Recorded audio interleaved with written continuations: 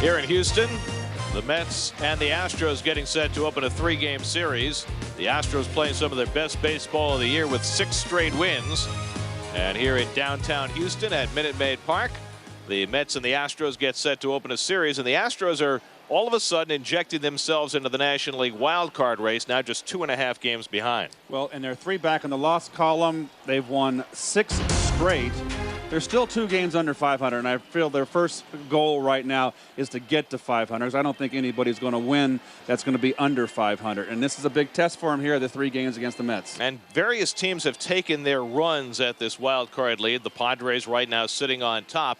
But the feeling is that the Astros have the best shot of succeeding in the postseason if they get there because of their big 3 starters. And the big 3, of course, you're looking at Roy Oswalt right there, just signed a 5-year deal for $75 million. And the former Yankee Andy Pettitte, who's been pitching great down the stretch. He's evened his record out at 13-13. And, of course, Roger the Dodger, who joined the club in June and is 6-4, should have a better record. They haven't scored runs for him. And that's really emblematic of what has happened with the Astros, not only this year, but last year as well. They're a team that at times has a big problem putting any runs on the board. And their offense has been the culprit here. And I talked to Phil Gardner. He says, I don't know how good this club is. We'll find out. After this series, they go to Philadelphia, Milwaukee, and St. Louis. He said, we'll find out by the end of that road trip. So the Astros trying to keep their roll going. The Mets have the advantage in this series of only facing one of the Astros' top 3. That'll be Oswalt on Sunday. Tonight they take on Wandy Rodriguez in downtown Houston at Minute Maid Park. First pitch coming up. New York Mets baseball on SNY is brought to you by ChevyOffers.com, the presenting sponsor of Baseball Night in New York. By Rico, move your ideas forward with Rico dependability. By Honda, see your Honda dealer and discover the great values now being offered. By Subway, introducing the play of the day at Subway, a regular 6-inch sandwich for only $2.99. Try all 7. Subway, eat fresh. And by Aflac, ask about it at work.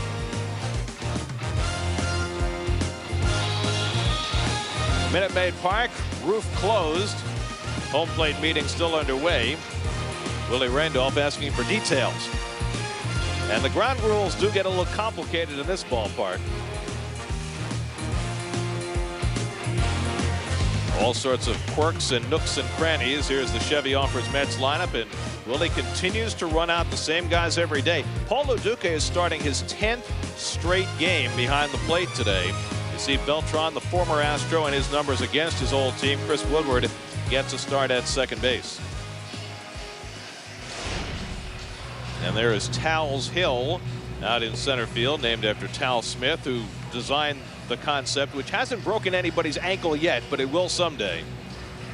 It's almost like old Forbes Field as you look at Wandy Rodriguez. You see his numbers there. He is from the Dominican Republic. Got a fastball that runs away from right-hand hitters around 87, 91 miles an hour curve. He developed a cutter, has a changeup. He got off to a great start in April, but since from May on, his season has just gone downhill.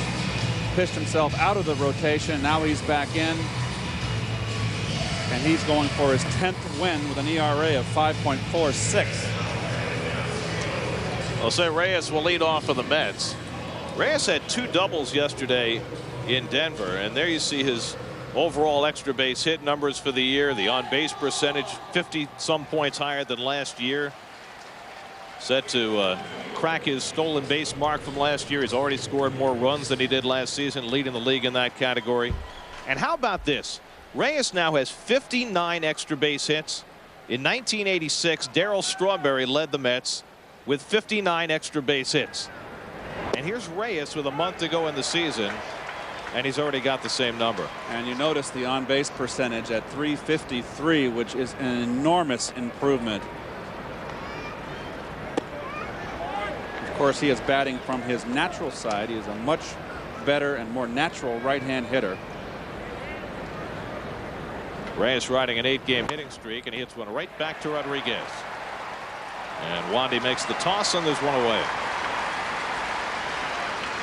And you see Reyes shaking his hand there as he heads back toward the dugout. And we'll take a peek at the Astro defense, brought to you by Ford.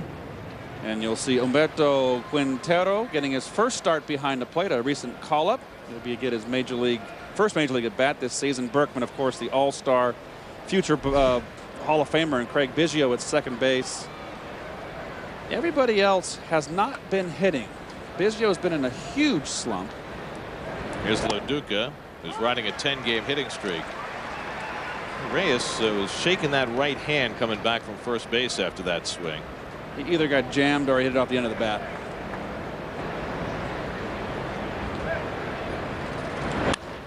Loduca hits it right to Biggio, plucks it out of the air for the second out. So 2 out and nobody on. We'll take a peek at Reyes' swing. I think he got it off the end of the bat. I think it was a changeup. He certainly wasn't jammed, and that usually what happens when you hit it off the end of the bat. It's like those cartoon characters when they have the vibration when they hit something like a metal pole, and it hurts. It's called bees.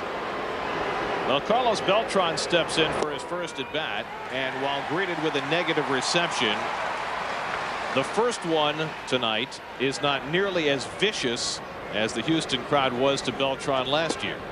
Remember that 2 winters ago, Beltran left the Astros, signed with the Mets, and when the Mets came here last year for a 4-game series, he got booed every time he stuck his head out of the dugout. In a way that, Keith, I have never heard a player booed before. I mean, they booed him when he caught a fly ball, when he picked up a base hit in center field. You should have been around when I returned to St. Louis the first couple of times. I got roundly booed, but you're right. He was just hammered last year. He pops this one up foul. Berkman hoping for a play. And goes into the dugout. That should not be an out. That ball is out of play. Yes. Once you go down the dugout steps, you cannot catch the ball. And the umpires immediately on top of it ruled it out of play. And both feet are on the steps. He is out of play. You're absolutely right. Nice try, though. I've never seen Lance Berkman with clean shaven. Have you? He's always had a beard or a mustache. Must have had a slump. Guys like that never shave unless they're slumping. And Beltran goes down swinging. And Wandy Rodriguez off to a fast start, gets the Mets on 1-2-3. So Tom Glavine will take them out for the first time in more than 2 weeks.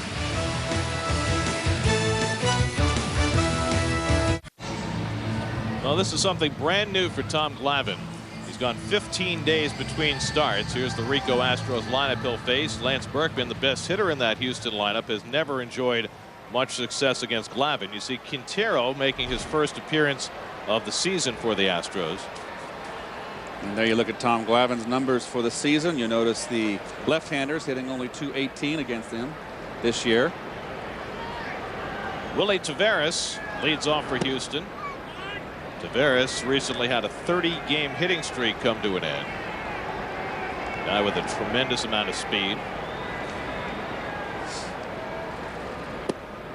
And Glavine gets the fastball over 1-1. Well, he just lost recently a 30-game hitting streak. He lost his job earlier in the season, got off to a horrific start, and won it back. The changeup misses 2-1. And if Glavine is going to struggle tonight, you would figure it would be with the feel of his changeup, having not pitched in a couple of weeks. And particularly with the problems that he had with the coldness in his fingertips. Glavine's been taking some blood thinning medication and baby aspirin, which they say should solve the problem. And he said the feeling is back in that left ring finger, which had been concerning him. You see the longest gap between starts in his career, which is phenomenal for a guy who's been around for 18 years. He's never been on the disabled list. He could have gone on the disabled list this time. As it turned out, he was out long enough, but never actually went on the DL. But he had never gone more than 10 days between starts in his career until right now. 3-2 to Taveras. He lines one to center. Beltran in, one away. And there come the boos for Carlos. Well, we're going to look at the Geico Met defense, and Chris Woodward gets a start at second base. Valentin, a better left-hand hitter, gets a rest today. Loduca, I believe he's going to get a rest sooner or later, probably Sunday, Gare. And Chavez back in the lineup in left field. So here's the ageless Craig Biggio. Just 87 hits shy of the magic 3,000 for his career. Long Island native, Seton Hall product. Always loves playing against the Mets. Gives his mom a chance to watch the games back in New York. Biggio's played his entire career for the Astros, as has his running mate Jeff Bagwell, whose career appears to be over now. There's a strike, 1-1.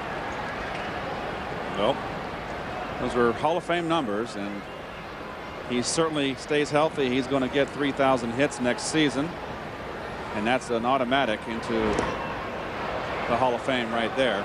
I think if he quit today, he's a Hall of Famer, Keith, don't you? Yes, and I remember when he came up rookie year, and you know, my dad was alive then and watched all the games on the satellite dish, and he would always look around the National League, and he called me and said, there's this kid down in Houston named Biggio. We really like his swing. Of course, he was a catcher when he first came up. Yes, he was, and my dad was very seldom wrong in his scouting reports, and certainly he was right in his assessment of this man. 3-1, and he gets him out in front of the changeup, 3-2. Well, there's the thing that you said, Gare, right there about his changeup, and this is a 3-1 changeup right to the perfect spot with sink.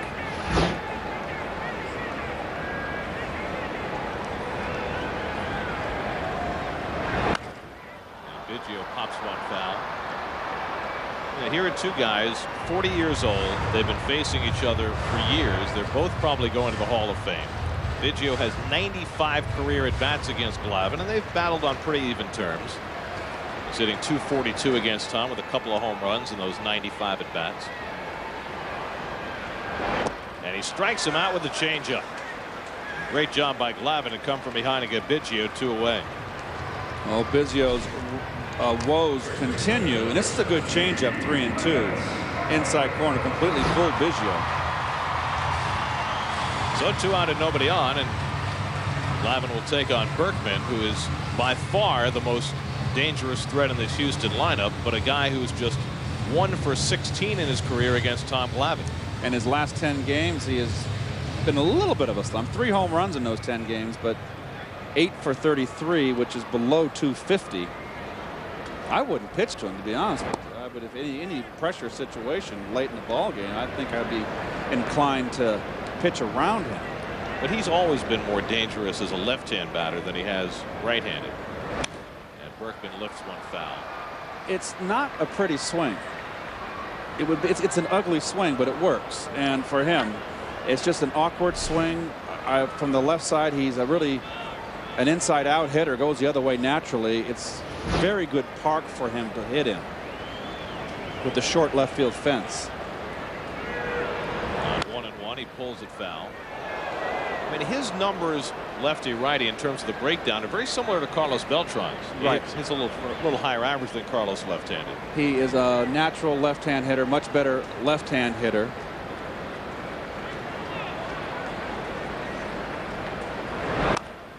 He rolls over one to short. And Reyes with the strong throw gets Berkman, and a 1-2-3 inning for Tom Glavine. So both the lefties off to a good start. We go to the second in Houston with no score.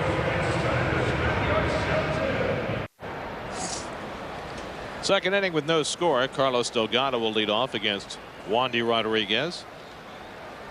A young Met fan making the trip to Houston, Texas, where they used to play in the old smelly Astrodome. I hated that place. I don't know about you. I didn't much care for it myself, to be honest with you.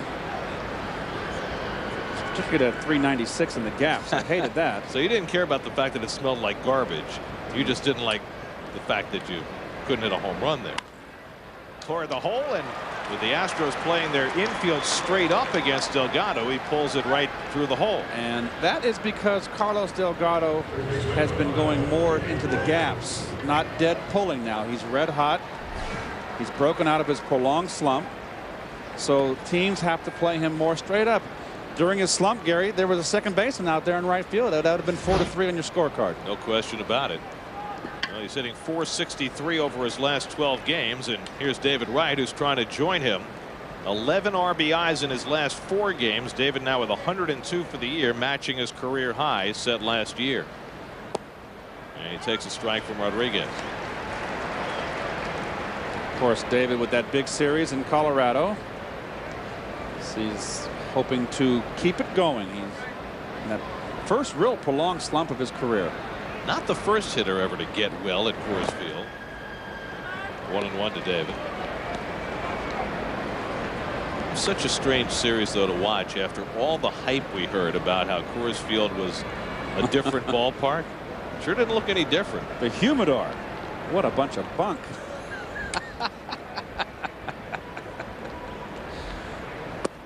I'm telling you, when Cotter went into that humidor, it was like Geraldo going into Al Capone's vault. It was never the same. There was nothing there. What did Chris do? Well, you said it last night. He left the door open. All those baseballs dried out. 2-1 to Wright. And he fouls it away 2-2. Mets faced Wandy Rodriguez here last year, and he pitched a gem of a game against them. Yes, he did. He went 6 innings, 4 hits, 2 earned runs. Got the win. That's his only start against the Mets in his career. But lately, Rodriguez has been getting lit up. He pitched in relief against the Brewers on Tuesday in between starts. Pretty good curve right there. Sorry, Gary. And David stays in the at bat, something he's done so well all year.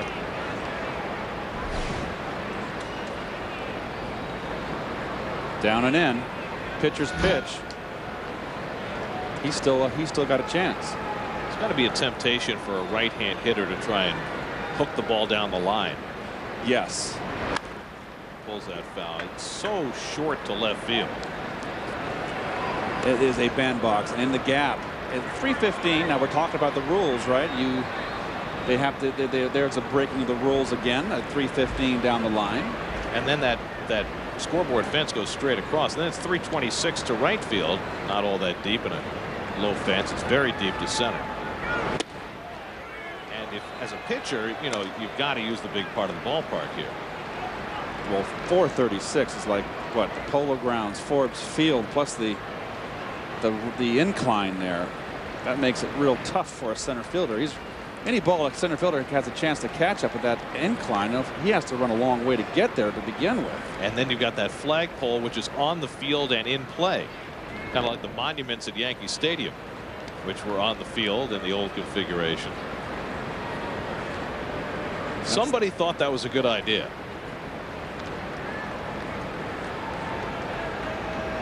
Triples. That's what I see. I see broken ankles. Oh, Wright strikes out. Did he get a piece?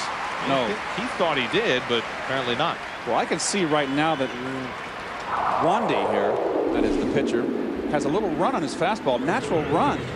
That ball just kind of ran inside, and I don't think that's a cutter. I think it's a natural, probably a two-seamer that he gets a little run to it. Good pitch. So 1 out and 1 on. Here's Sean Green. Sean hitless in his last 10 at bats after getting off to a fast start with the Mets. This is now his 8th game since the trade. He's been out in front too much against the left-handers. The Mets all of a sudden have faced a spate of lefties, and I think it's important to watch how this team responds to lefties, as lefty dominated as they now are. Well, we've talked about it all year, really, when actually Sean Green just replaces Floyd. And they lost Nady. They lost that right-handed bat. Even though it was the 7th spot in the order, it kind of kept that balance in that lineup. The fastball misses 2-0. Well, that's the old strike right there. They don't call it today. That high strike.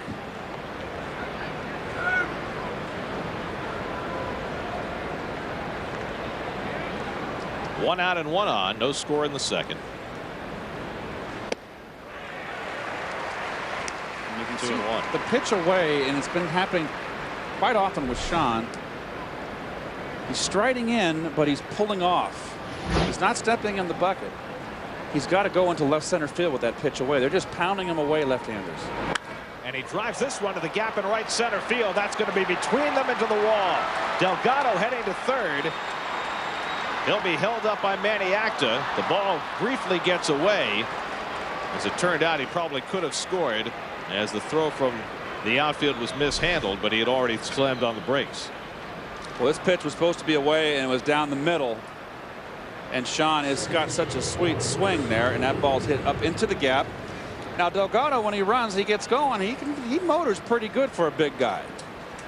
And Manny Acta here, a good relay throw. He's out by a mile, so you cannot assume the proper cutoff throw. So Manny Acta did the proper thing, holding up Delgado. And you see Shawn Green right there. That's a standout. So 25th double of the year for Green. Scoring opportunity for Chris Woodward. Infield back. And the breaking ball in for a strike. Woodward hitting just 191 with runners in scoring position. This is a gimme here with the infield back. Got to put the ball in play. Only place you don't want to hit it on the ground is back to the pitcher. And now Rodriguez gets ahead of him 0-2. I'm trying to figure out if that's a cutter or a natural tail to his fastball. Just a little run to it. And it's fooled the right-hand hitters. It fooled David Wright, and there it fooled Chris Woodward. Well, they're getting that pitch at 91-92. That would be a little hard for a cutter. Bounces one, and Quintero able to knock it down. That saved a run. 1-2.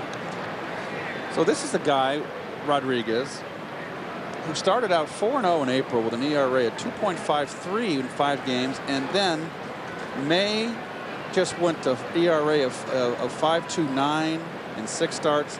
June was even worse in the mid-6s.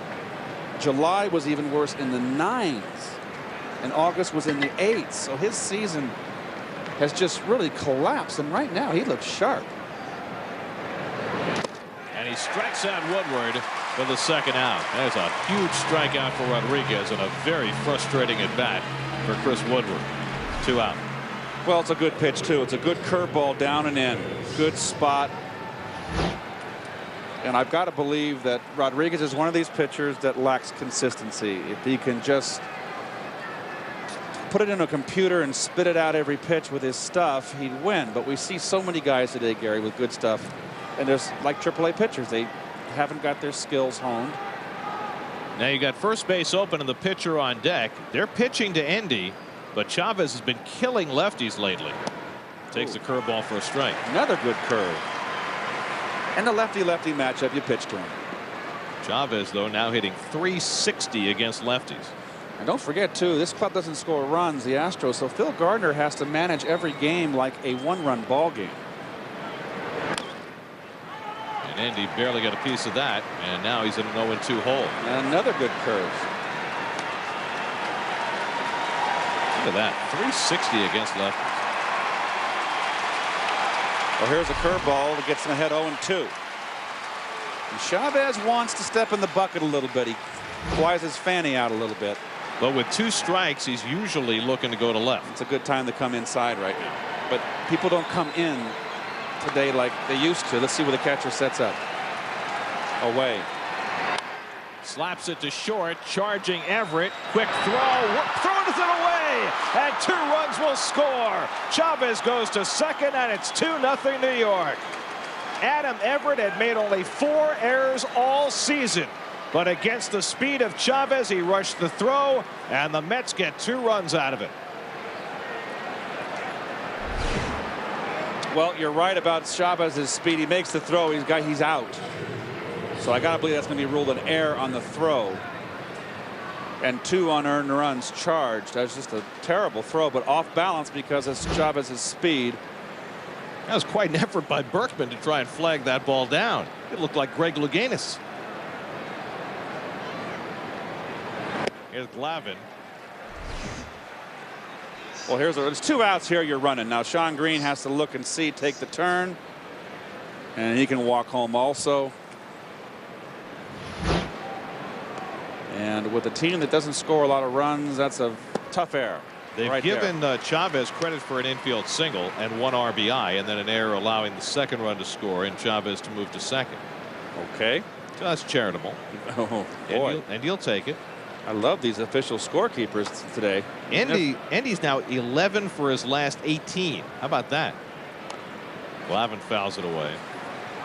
But look at the approach again with Chavez with 2 strikes, just looking to put the ball in play, and slap it on the ground. It wasn't a great swing. He was flying out, completely fooled, let go with one hand, and did get a piece of it. Should have been 6-3 on your scorecard inning over. But Endy always hustles. Glavine strikes out on the fastball. The inning is over, but the Mets scratch out a couple of runs against Wandy Rodriguez. Andy Chavez with a little ground ball that produces 2 runs, and Glavine has himself a 2-0 lead in Houston.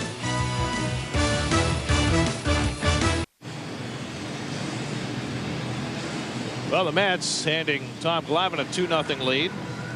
Time now for the MLB.com SNY text message poll of the day. Tonight's question is, which is most important to you for the Mets' new stadium?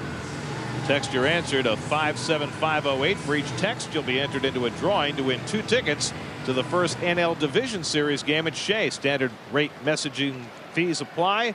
Please check with your carrier. Go to sny.tv for complete rules. Should we add an E in there, all the above, and F for none of the above? You're getting too complicated now. Did you vote for American Idol? I never watched that show in my life. Really? I have no desire.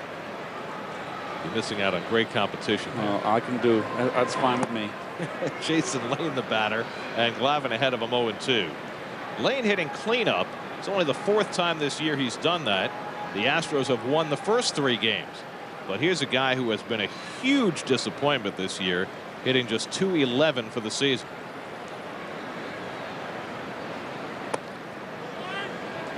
Well, he was sent back to the minors, recalled. Last year was a breakout season for Jason Lane. They've been waiting a few years. Guy was a terrific college pitcher at Southern Cal. He's a Trojan? Yeah. Oh, no. He got the save when the Trojans won the College World Series. He got the save in the final game. Tom Seaver's listening. Struck him out. Good changeup by Glavine coming in on the right-hand batter. Second strikeout for Glavine. Well, there's the changeup.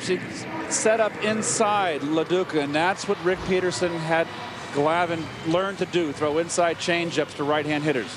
There you see what the Astros have done in terms of struggling offensively. Dead last in the league in batting average, and not shown there, second to last in the league in slugging percentage. And that's amazing in this ballpark, as Morgan Ensberg has been one of the culprits. Hits the weak ground ball, and Glavine throws him out. I mean, Keith, this is a home run hitter's ballpark. How could they be second to last in the league in slugging percentage? Well, maybe they've got some mediocre hitters. That's an easy. They're not an easy answer. Build up to what they're supposed to be. So a lot of guys have to go bad for this team to have those kind of numbers. I agree with you. Very tough for Phil Garner, but this is a Houston team that over the last couple of years has found a way to work out of their first half difficulties. I mean, last year they were 15-30 to begin the year. They looked like the worst team in the league, and they wound up getting to the World Series. And this year they had a 16-8 April, and then their season kind of fell apart, and they've turned it on late. Here's Chris Burke playing left field tonight, and he takes a strike as Glavine uses that inside corner.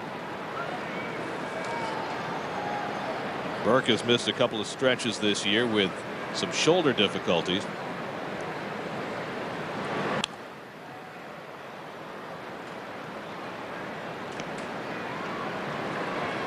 Well, each of the last 2 years, the Astros have played better than .600 ball after the All-Star break. Not quite to that extent this year. They've been consistent this year.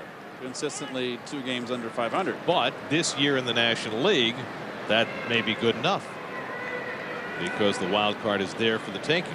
And don't forget, they did not have Clemens all year. On the inside corner, strike 3 called. Burke down looking, and what a start for Tom Glavine. First start in more than 2 weeks, and he's retired the first 6, striking out 3. 2-0 Mets.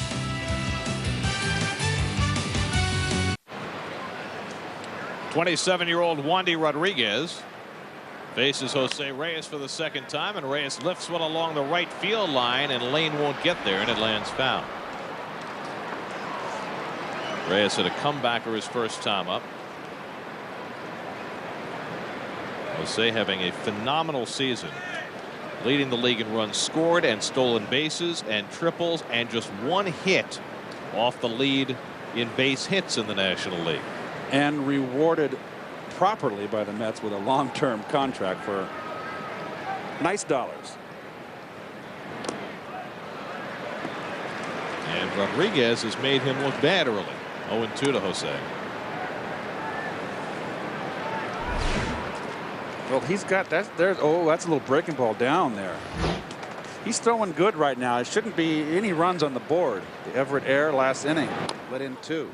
One of those runs will be an earned run because they gave Chavez credit for a base hit, which I'm not sure they should have. But Adam Everett has been stellar at shortstop for the Astros.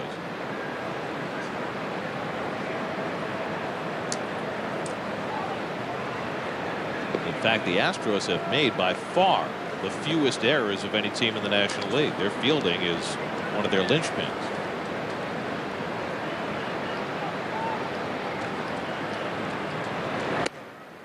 One and 2 to Reyes.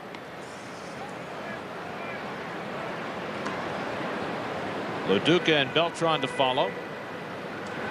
And the breaking ball hit to center, and Tavares right there. On away.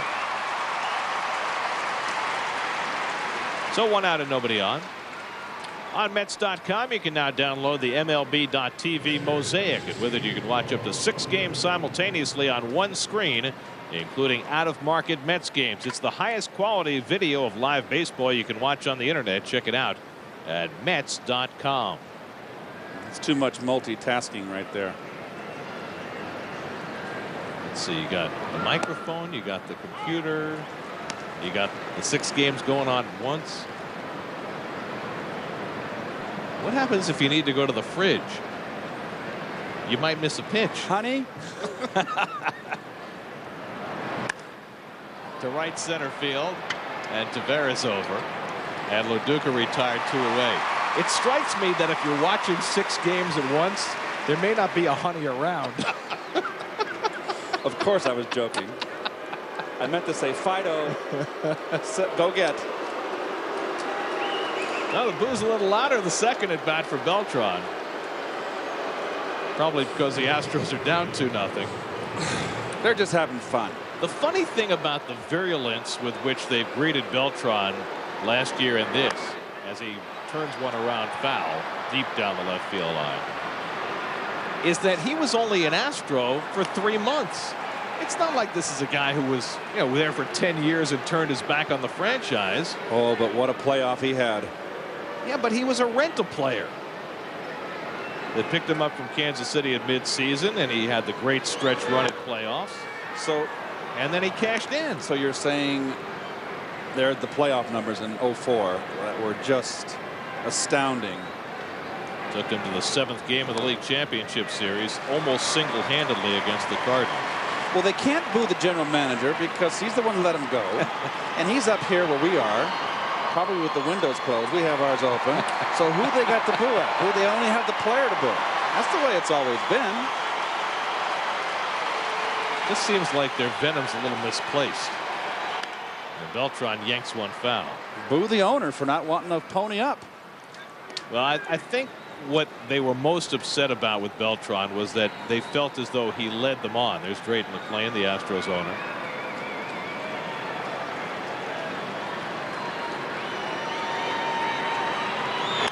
He rips one over the bag and down the line. It's not touched by a fan, and so it's in play. And Beltran has himself a double, his 36th of the year. Well, he had 3 good swings in a row, and he finally got one to stay fair. Well, he's a high ball hitter, and both sides of the plate, belt high and up. That's a changeup. Look at the hands back. Look at the balance. He stayed level, kept his shoulder in, let go with one hand because he's out in front. That's just good hitting. If he got that ball down, he might have had a better chance of getting him out. You pitch Carlos Beltran, belt high and up, you're asking for trouble. So the Mets already up 2-0 with a runner in scoring position for Delgado. Was it touched? I wonder. Third base umpire Greg Gibson was right there and gave the safe sign to say it wasn't. Doesn't matter. It would have been a double either way. anytime you have those jutting stands, it really has to change the way the outfielders approach balls down the line.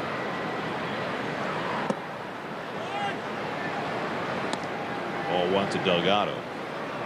Delgado pulled one through the hole on the right side his first time up, and they're still not over shifting.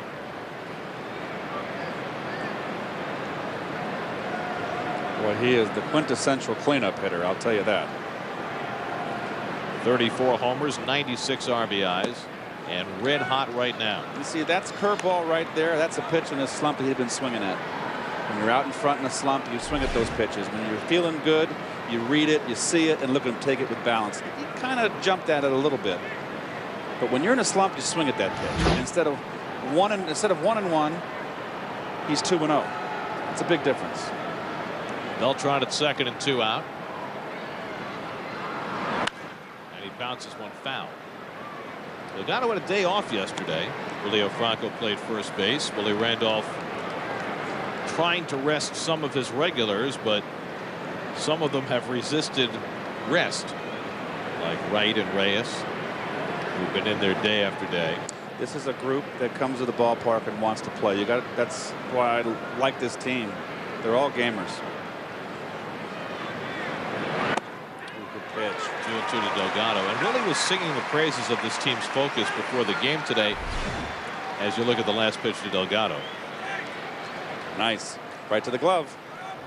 And the question is, will they be able to maintain the same focus once they clinch the division? I say this team will. Absolutely. It's already done. I mean, stick a fork in the East. It's over. Breaking ball up the middle, base hit. Beltran around third. He'll score easily. It's an RBI single for Carlos Delgado, and the Mets have a 3-0 lead. RBI number 97 for Delgado. Run scored number 110 for Beltran, tying him with Reyes for the league lead. Another curveball here, and he didn't get it away. Watch the catcher come back to catch it over the middle, and he stayed back. Look at the balance, just like a golf swing, straight up and down. He can hit. 23 RBIs in his last 13 games. He can hit. And for all of the rough times that Delgado went through at the end of the year, his numbers are going to be terrific. Whoa. That gets away from Quintero, not the first one he's botched tonight, and Delgado goes to second. I've got to believe, Gary, that he has got a natural running fastball. Look at this ball run. That is just a natural run. And remember, Quintero is catching for the first time this season, just called up from AAA, so may not be accustomed to that movement. Now they're going to walk right intentionally with first base open. And bring up Sean Green with 2 men on. I still just see too much today. This kid's got good stuff. Rodriguez, he's got potential to be a winning pitcher, and they just do not throw inside enough anymore. All good hitters, when they're got 2 strikes on them, I know it's like a mantra. I feel like I'm repeating myself. It's redundant. But there's certain things in the games that the game that never changes. And when you're ahead of a hitter, he's more vulnerable inside. And these guys want to fool around with their breaking ball. They just love their breaking ball. And do you think that's changed substantially? No, I don't think it's. Yes, I do. I think it's because they can't throw inside anymore. Pitchers always can fall into the habit of trying to trick you. They can really get their jollies throwing a 3-2 curveball and getting you out. Here's Sean Green, who takes it high. But what they forget is, just a second, what they forget is that they can't, the average pitcher can't make that 3-2 pitch all the time, knee-high outside corner. He can throw it for a strike, but throw it in a spot where it's good to hit. Down to first base, and Berkman handles it. That ends the inning, but the Mets tack on a run. The Carloses combine. Beltran double, Delgado single, 3-0 New York. Mets off to a fast start in Houston. 3-0 lead as we go to the bottom of the third, and Tom Glavine has retired the first 6 batters to face him in his first start in 16 days. Adam Everett having a rough year at the plate, hitting just .241. Everett's a guy who has always had a reputation as a great defensive shortstop, and it looked last year as though he was starting to become a better offensive player. But he's taken a big step back this year. Well, he's a glove man, and anything you get out of him is a plus offensively.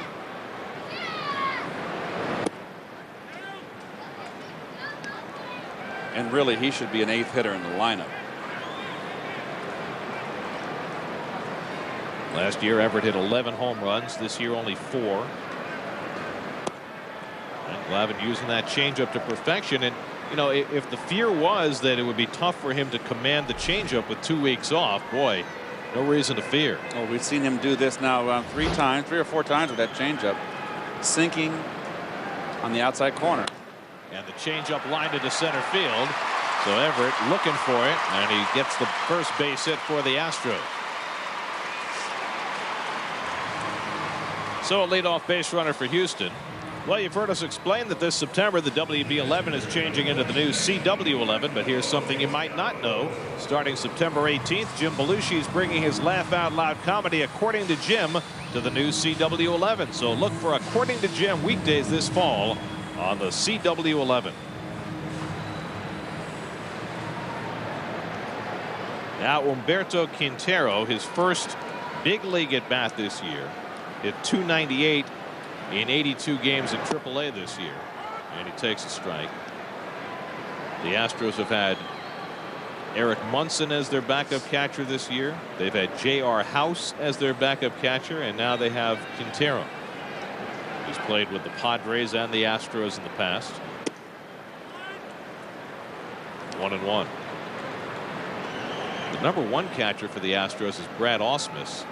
He's not playing tonight because he's 2 for 40 in his career against Tom Glavine. 2 for 40. Can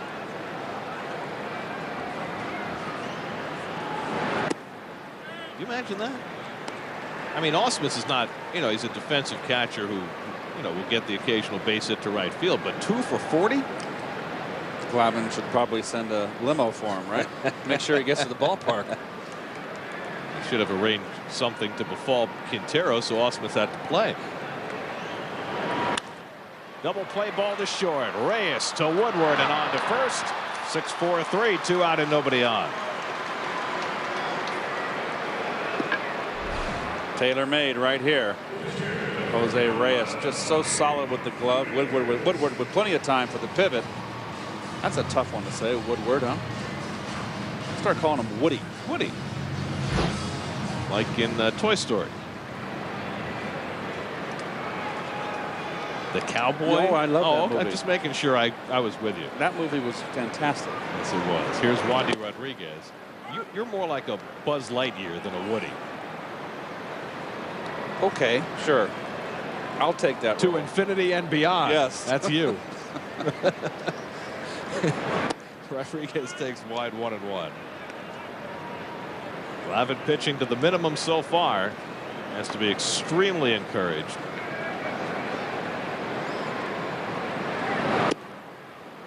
One and 2 to Rodriguez. It had to be such a scare for Glavine, not just in terms of his baseball career, but his health. All of a sudden find out you have a blood clot in your shoulder. Could be career over. Or worse.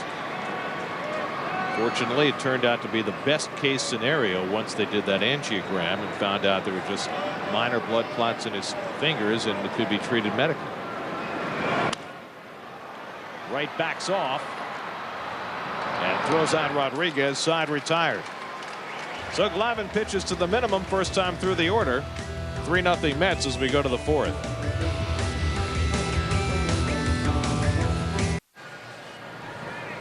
Fourth inning in Houston. Time for the Aflac trivia question. Who is the Mets all-time leader in batting average, minimum 1,000 at bats? And is it 300? I bet you it's Piazza. Did he get 1,000 ABs? He had to. It might be Olerud, because Olerud hit 354 one year. Did he play long enough? 1,000 at bats? Oh, sure he did. Yes, Sure. yes. You're talking about 2 seasons. Yes. Might be Olerud, you're right. It might be. You're good. That's a good one. He had the best single season batting average, that 354 year. Cleon Jones hit 340 in '69, but Cleon was around for a long time and didn't have many years like that. Woodward fouls it away, 1-2. Yeah, but Cleon, that was a wonderful year. He had that in '69. Gosh. And he might have won the batting title that year, but he was hurt for a stretch and tried to play through it. He could hit. Woodward struck out his first time up and just gets a piece of that. He was another one of those. My dad used to always take us to watch left-hand hitters, but when there was exceptional right-hand hitters, he'd point them out to us. Cleon Jones was one of them. And Cleon was one of those rare left-hand thrower, right-hand batters like Ricky Henderson. And Woodward takes a call, third strike. 5 strikeouts now for Wandy Rodriguez. One away. Well, good outside corner fastball, and that's all set up because of that little runner he has. That he runs inside to the right-hand hitters. Got Woodward worried in. Snuck a fastball by him away. It's been a rough night for Woody so far at the plate. See, that works better, right? Oh, yes. Here's Endy Chavez, takes a strike. Well, Wandy Rodriguez has something in common with Endy Chavez. You know what it is? Tell me. His name used to be Endy.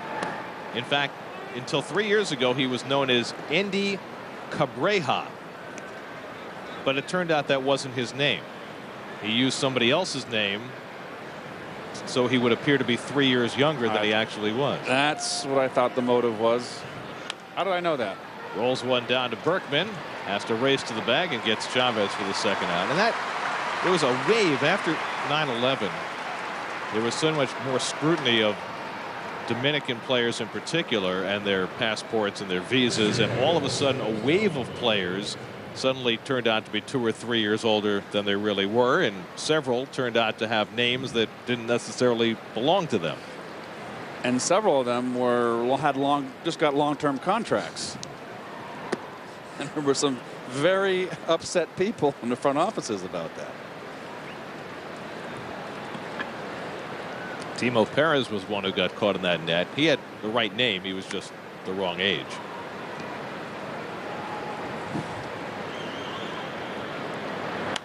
Glavine fouls it away, 1-1.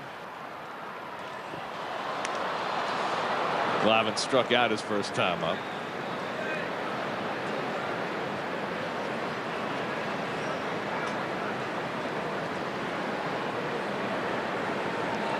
The former Endy Cabreja, now Wandy Rodriguez. There's a strike, 1-2.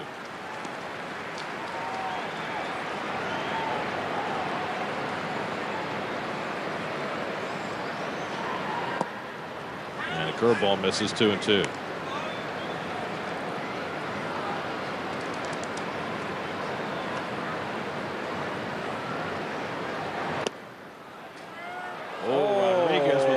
Toward the dugout. He had every right to walk to the dugout. My goodness. Look at this pitch. You got to be kidding me. It's down Broadway. Ball north, the home plate umpire. And Glavine taps one to short. And Everett makes the play. Low throw, but handled by Berkman. And it's a 1-2-3 inning for Wandy Rodriguez. Glavine goes back to the mound with a 3-0 lead. Mets with a 3-0 lead as we go to the bottom of the 4th inning. To get your Sportsnet New York on the web, make your homepage SNY.TV, the online home of all things New York sports. It's also where you can ask the booth. Brought to you by Dodge. Ed from Fenton, Missouri. Didn't know you had fans out there, Keith. What's the purpose of hitters adjusting their batting gloves after every pitch? Well, I know where Fenton is, and that's Cardinal country. And Ed, that's the reason why they do that is precisely why I didn't wear them. Is that when you swing, you're going to get movement. It's a leather glove. That is, you're holding the handle of the bat. When you swing, the leather's going to move. So what they do is they retighten it around their fingers, and that to me is just a royal pain. So that's one reason why I never use gloves. I hope I'm clear. Was I clear? Well, the leather moves, but why do you have to readjust the Velcro? Because you're tightening it. You're pulling it tight across the fingers again. You're pulling it down, then you tighten the Velcro so you hold it in position. Isn't there a way to tighten it so that it doesn't get loose? The force of the swing, it's going to move. There's nothing you can do. Really? Because it's on the skin. There's no stickum on your hands to hold the leather. Every part of that leather stays firmly in the same position. It's going to move and get loose. 2-2 to Taveras. Struck him out with a changeup. Boy, Glavine has had a great changeup tonight. That's his 4th strikeout. Well, good sinking action. That's Glavine's game. You swing at the bad pitches. Well, Glavine was talking about how a few weeks ago he wasn't getting good extension on his changeup with that ball coming off his fingers, which, as it turned out, were a little bit numb. So now that the numbness is gone, perhaps the extension's there, and that's why he's getting such a good bite with that change. I'll have to ask Tom after the game about that, but certainly the changeup has looked great tonight. Biggio struck out his first time up. And he lines one to left. Chavez will have to play it on a hop. Knocks it down. Biggio's going to try for 2. The throw by Chavez offline, and Biggio's in safely. Well, Andy Chavez has played a brilliant outfield all year long. Well, you don't mind an aggressive error here, and we'll see what they're going to call it. They might give him a double. It's Biggio. I bet they will. And you know what? That was an aggressive play. He charged hard, trying to catch it in the fly. As you see Biggio out of the box.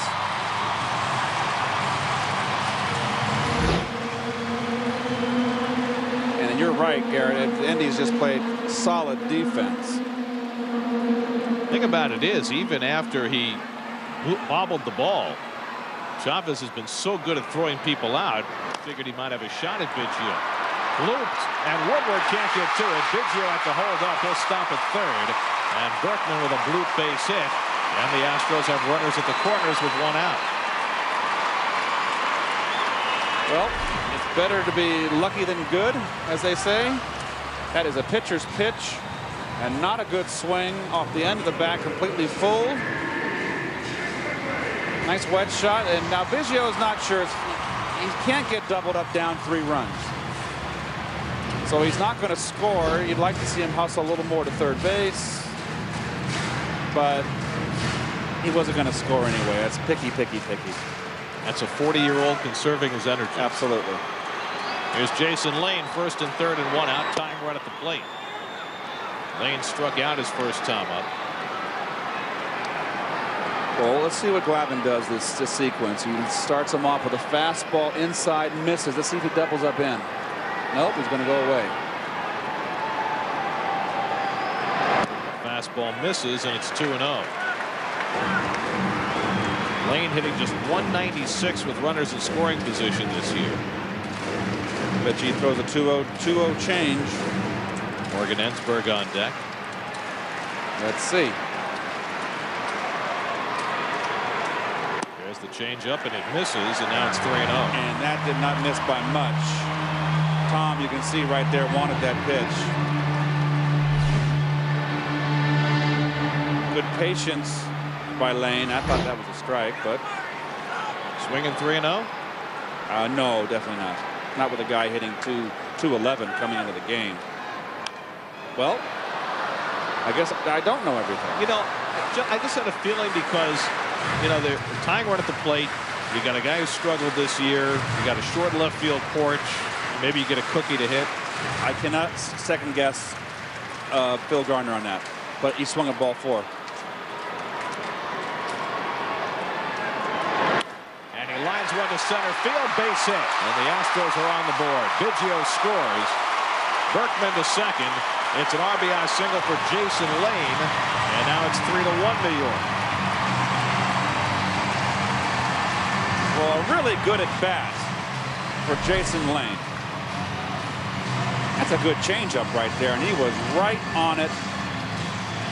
Good hitting. That was a 3-1 change, so more power to him. Well, the Astros trying to fight their way back into it after Glavine dominated them first time through the batting order. And here's Ensberg, who dribbled one back to the mound his first trip, tying runs on base. And the changeup misses. 1-0. Ensberg hitting just .230, but he's drawn 90 walks this year, so he's got a .393 on base percentage, 10th in the league. And he takes a strike, 1-1. Well, Ensberg had the shoulder injury, had 17 home runs at the end of May, and only has 20 right now as the season. At this point in the season, only hit 3 since the beginning of June.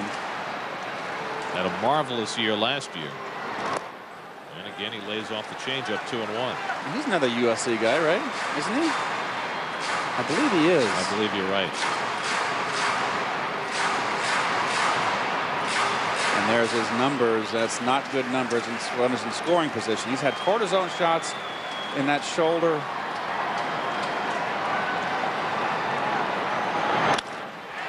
Base hit left field. Berkman to third. He'll be held there, and the Astros have the bases loaded. 4 straight hits off Glavine.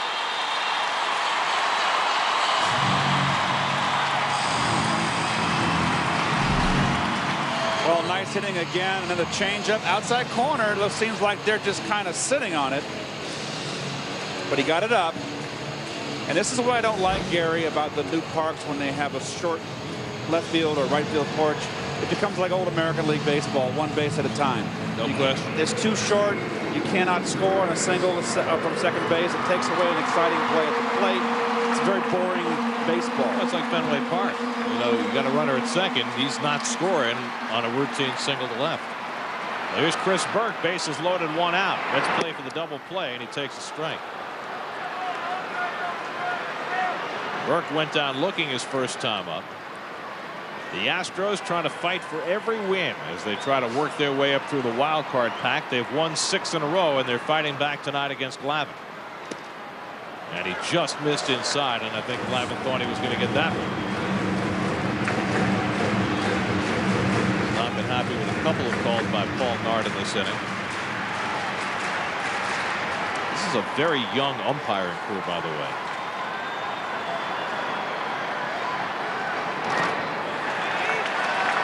There's the changeup, even though you saw LaDuca set up inside. It was a changeup. And this has been Tom's nemesis this year. When he's had men on base, Gary, he's cruised the first 3 innings. He gets men on base. He hasn't been able to throw the strike or get that call. He's not wild. He's around the plate. Ties him up, and it's a strike, 2-2.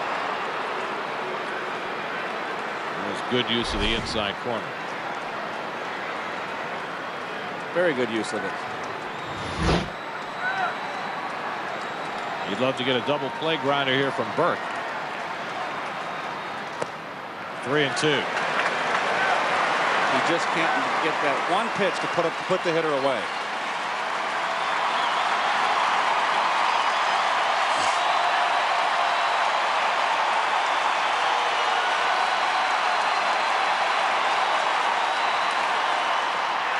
Ball 4, and he walks in a run.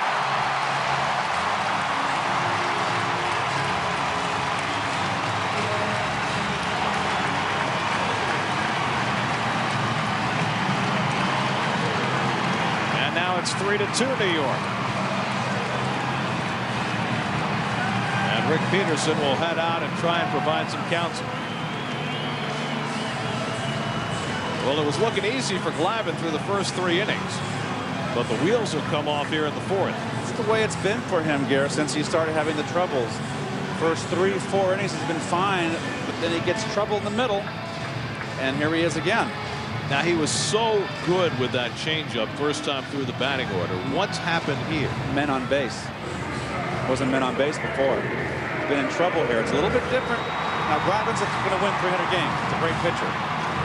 But it's a little bit different when they got men on base in scoring position for a pitcher to make a 3-2 changeup. There's Roger Clemens.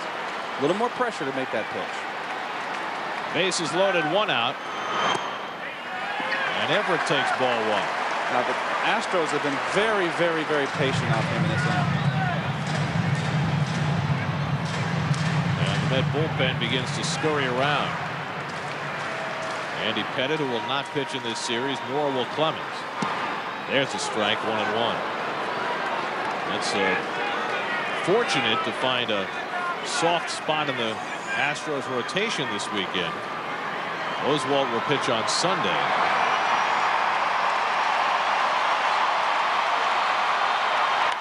The other way, into the glove of Delgado, crease to the bag, safe. And just getting back was Chris Burke. Well, I don't know how Burke was able to slam on the brakes and get back, but he just barely made it to keep the inning alive.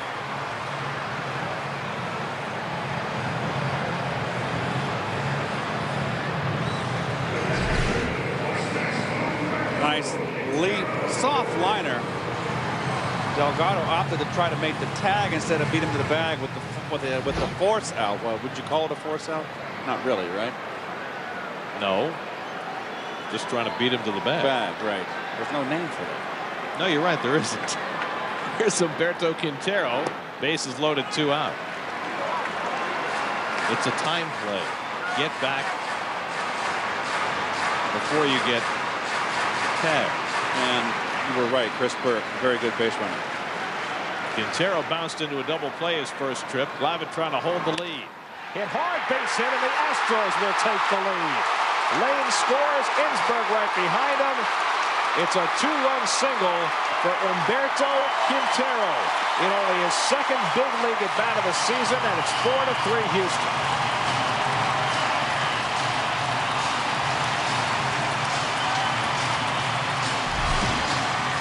Looks like he's just set up away. You can see he's going that way all the way. High fastball up, bad pitch, not a good pitch. Now the runner on third is the only one you got to worry about, and Green got over and cut that ball off to held Humberto to a single and prevented it from being a 3-run double. And now Phil Garner's going to go for the jugular. He's got the lead, and now he's going to bat for Wandy Rodriguez, and this really tells you where the Astros are right now. They need to win every game, and so Phil Garner's going to pull his starter after 4 innings and send up Aubrey Huff to pinch hit to try and cash in some more. Just one thing you can do with expanded rosters. Make these moves earlier in games. And it gets away. Here comes Burke from third, and it's 5-3. A nightmarish inning for Tom Glavine.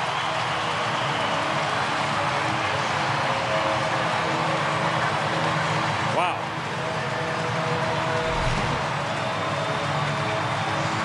Tough play for LaDuca.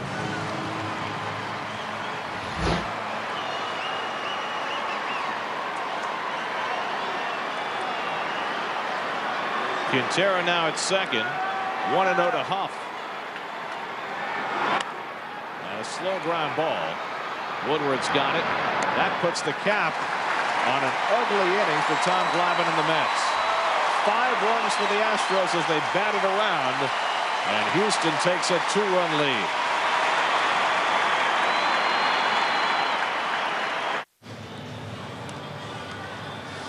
Well, the Mets all of a sudden find themselves 2 runs in arrears as we check out the Jeep upcoming schedule. 2 more games with the Astros. Tomorrow night's game, originally scheduled on SNY, has been moved to the WB11.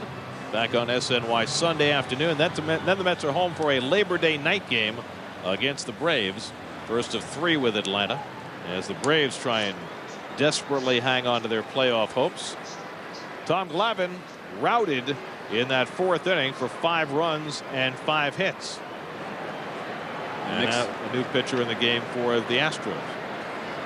Dave Borkowski, he's been their middleman, and his last 10 appearances, he's 23 innings pitched in 10 of his last 10 appearances. So he is their innings gobbler. Top of the batting order, and Reyes swings over the first pitch from Borkowski. There's so many relief pitchers today, as you look at Reyes' numbers, that they'll go 10 last 10 appearances. It's 11 innings, 9 innings, 10 innings. To see 23 innings his last 10, that's unusual. Borkowski was a starting pitcher for most of his career. Pitched with the Tigers and the Orioles before bouncing to Houston this year. Astros have had a very good bullpen despite the well-chronicled troubles that Brad Lidge has had. Reyes lifts one to deep left center field. Back goes Taveras on the track, and he has just enough room in the archway. A long opposite field fly, and Taveras ran it down, 1 out. Well, Taveras is a fine defensive center fielder. He was a little shaky last year. They said that his defense has improved. Right in front of the track, good focus. Look at his hand reach out to see where the wall is. Nicely done. There are so many angles back there in left center field with the 3 archways and then the pads in between in front of the bullpens. And Taveras had an idea just where he was. Here's Loduca, and he shoots one foul. Looks like a Roman viaduct out there, an old ancient viaduct. And you see in the middle of those archways that yellow line between the green padding and the limestone above. That's the home run line. And it goes across and then it goes down. Very tough for umpires to read sometimes what's a home run and what's not. Remember last year the Astros played that 18-inning playoff game with the Braves that Chris Burke ultimately won with a home run. Brad Ausmus tied that game in the 9th inning with a home run that just hit over that yellow line. I remember that, yes. And it was somewhat controversial. And there's the yellow line going up right there. Up the handrail. I mean, seriously, the yellow home run line runs to the top of the scoreboard and along that handrail next to where those people are sitting. Look at it. I mean, how tough is it to call a ball that's hit there? 3-1. Check that. That's a strike. 2-2 to Loduca. Oh, he does not like it. Loduca, I like his little. He's feisty. Well, you know what he's saying there. You didn't give Glavine that call. Glavine was upset about a couple of calls that Paul Nart made in the last inning. Good point. And Loduca always stands up for his pitchers more than he does for himself.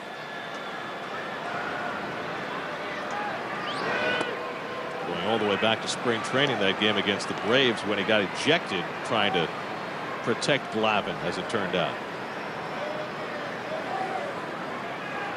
He's a trooper. And he rips one down the left field line. That's an extra base hit for Loduca. Burke chases it to the corner, and Loduca has his 33rd double of the year. And the Mets will get the tying run to the plate here in the 5th. Well, high fastball right down the pipe. You get pitches like that, you got to jump on them, and Loduca did.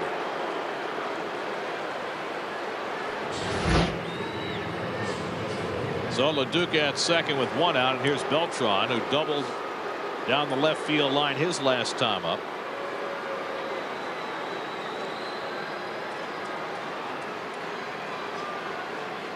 Of course, Carlos with incredible road numbers. Change up for a strike.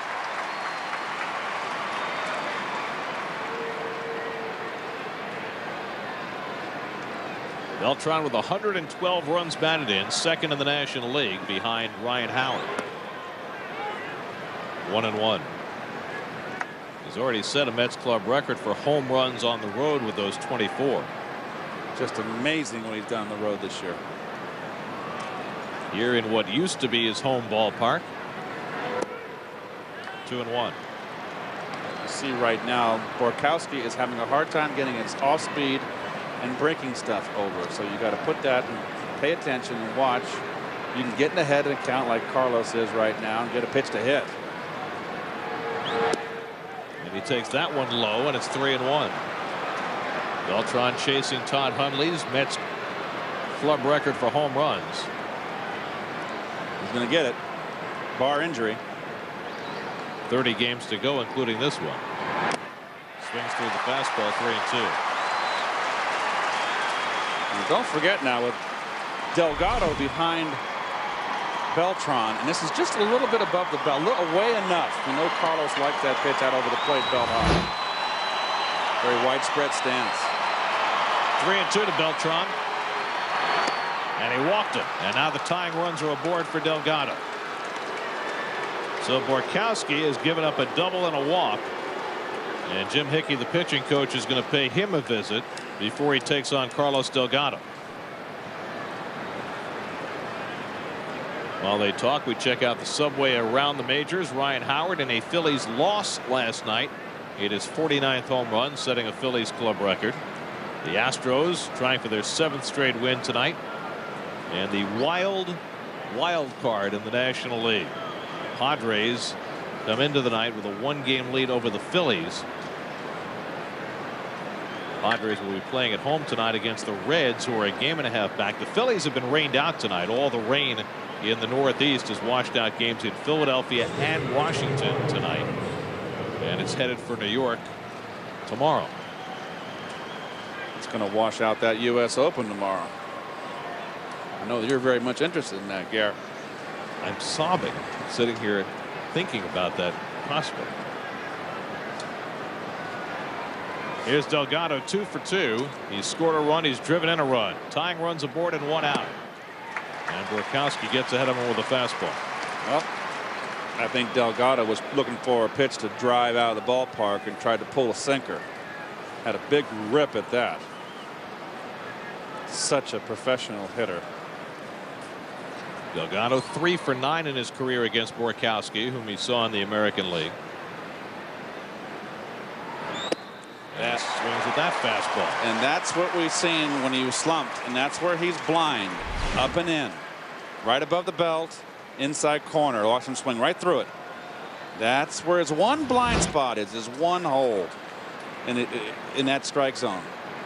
And if you can hit that spot, great. But if you miss, you pay the piper. Worked him away, 1-2.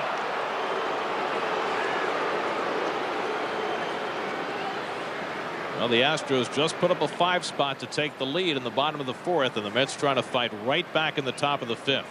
Something they've done very well this year. Gonna go back in. And he popped it up foul. Quintero coming back, but that's out of play.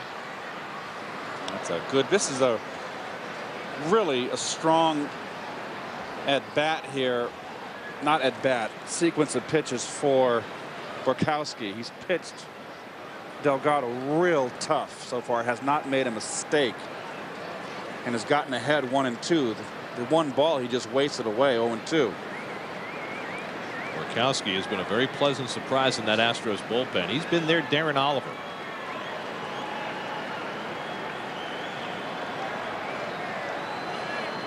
On 1-2, Delgado takes inside, and did it clip him? He didn't get a call from the home plate umpire. Delgado says it hit him on the leg, but Paul Nart says no, and here comes Willie Randolph.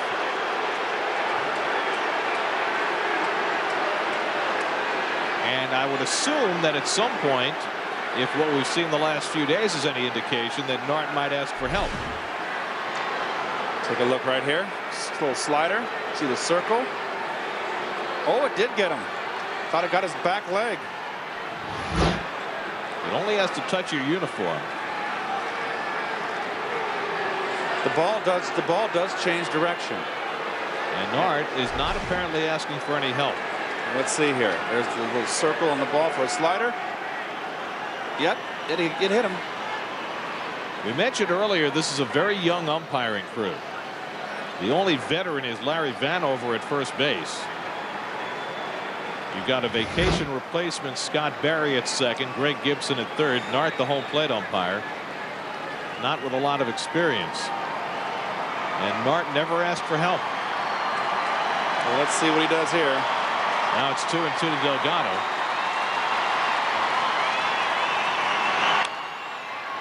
And he dribbles it foul. Now Carlos was a little agitated. You get in that situation, how tough is it to get back in the box and get yourself calm again? It's very easy to get refocused, particularly in RBI situations.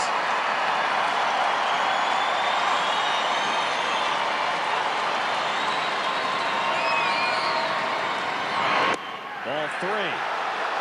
So after falling into a 2-strike hole and then thinking he was going to be at first base hit by a pitch, Delgado's worked his way back to 3-2. Let's see if he comes up and in with a fastball. 3-2. I doubt it. Catcher's telling him to shake off a sign. Tying runs on base. David Wright on deck.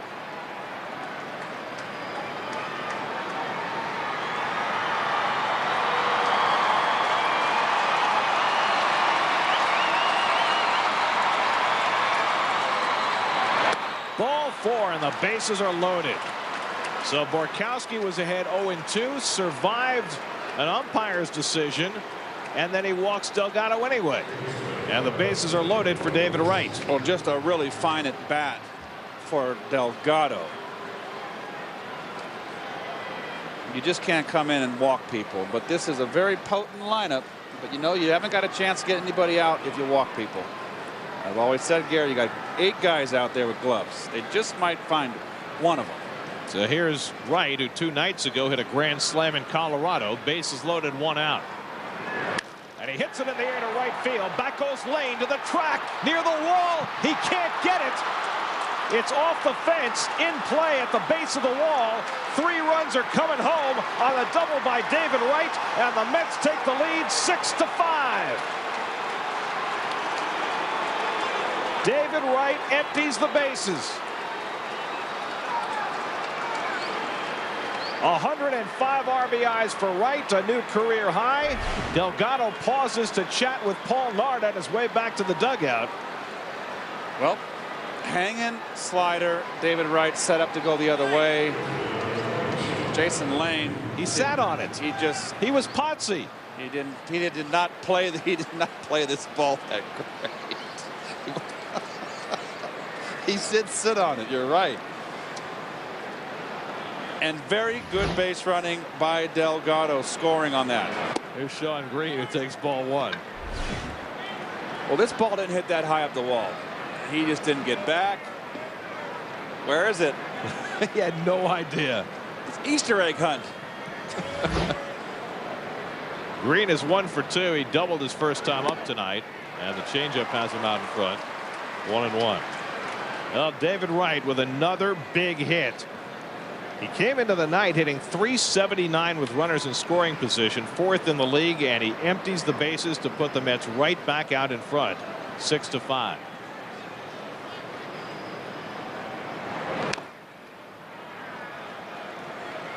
Well, we're talking about it earlier. You give up the lead, and the Mets so often this year in these situations have come right back the next half inning. They just got such a high-powered offense. And Mr. Borkowski gets hurt on his breaking ball. Walks kill. 2-2 to Green. Great at bat by Delgado. And let's go back to the decision by Phil Garner to try and put the hammer down when he had 5 runs home, or 4 runs home at the time in that 4th inning, to send up Aubrey Huff and pull his starter Wandy Rodriguez. He took the gamble to try and get some extra runs. He got an extra run on a wild pitch, but that meant he had to go to his bullpen earlier than he normally would have. Well, he may take some heat. Phil's a little bit of an unorthodox manager, likes to take chances. He loves to really see his record there. His 3rd season here. Loves to run. Run. Well, they've been great the second half of the year. The last 2 seasons. I'm trying to do it again this year. They just finished a month of August in which they went 17-12.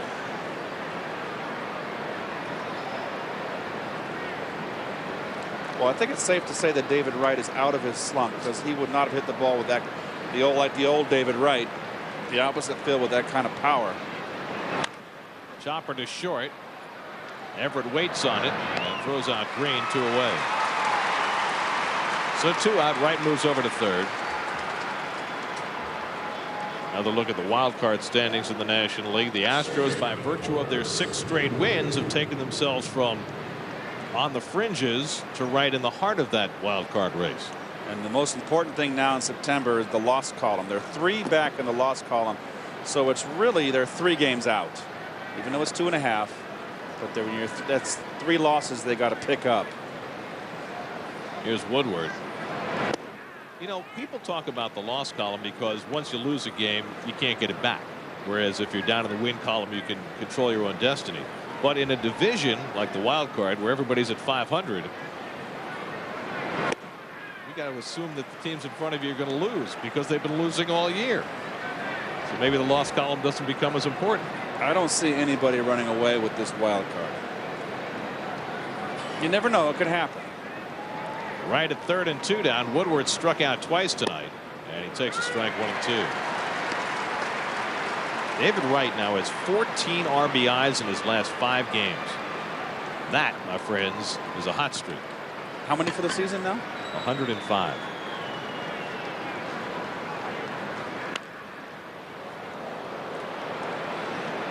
Carlos Delgado needs 3 more RBIs to join the 100 mark for RBI, and it'll be 3 guys, 3, 4, and 5 hitters in this lineup with 100 RBI seasons. 1 and 2 to Woodward. Broken back grounder, and Ensberg throws out Woodward to end the inning. But the Mets regain the lead. They load him up against Borkowski, and Wright unloads them. 6-5 New York. Steve Berthiaume with your Chevrolet Baseball Night in New York update. Yankees hosting the Twins. Alex Rodriguez, 2 home runs tonight, numbers 28 and 29. Yankees up 7-0 on Minnesota. Corey Lionel allowed only 2 hits in 6 scoreless. Twins beginning the night a half game back of Chicago for the AL wild card. In Kansas City, the White Sox getting pummeled by Mark Teen and the Royals. Jose Contreras tagged for 7 runs on 7 hits and 4. White Sox trail 7-1 back to Houston. And that will help out the Tigers, who began the night with a 4.5 game lead over the White Sox, and they are leading the Angels 6-0 in the 8th as Willie Taveras takes a strike.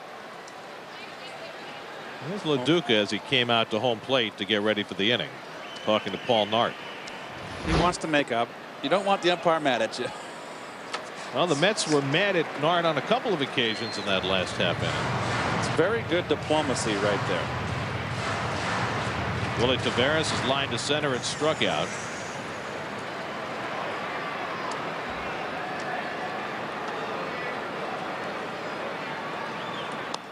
Taveras has just looked lost against Glavine.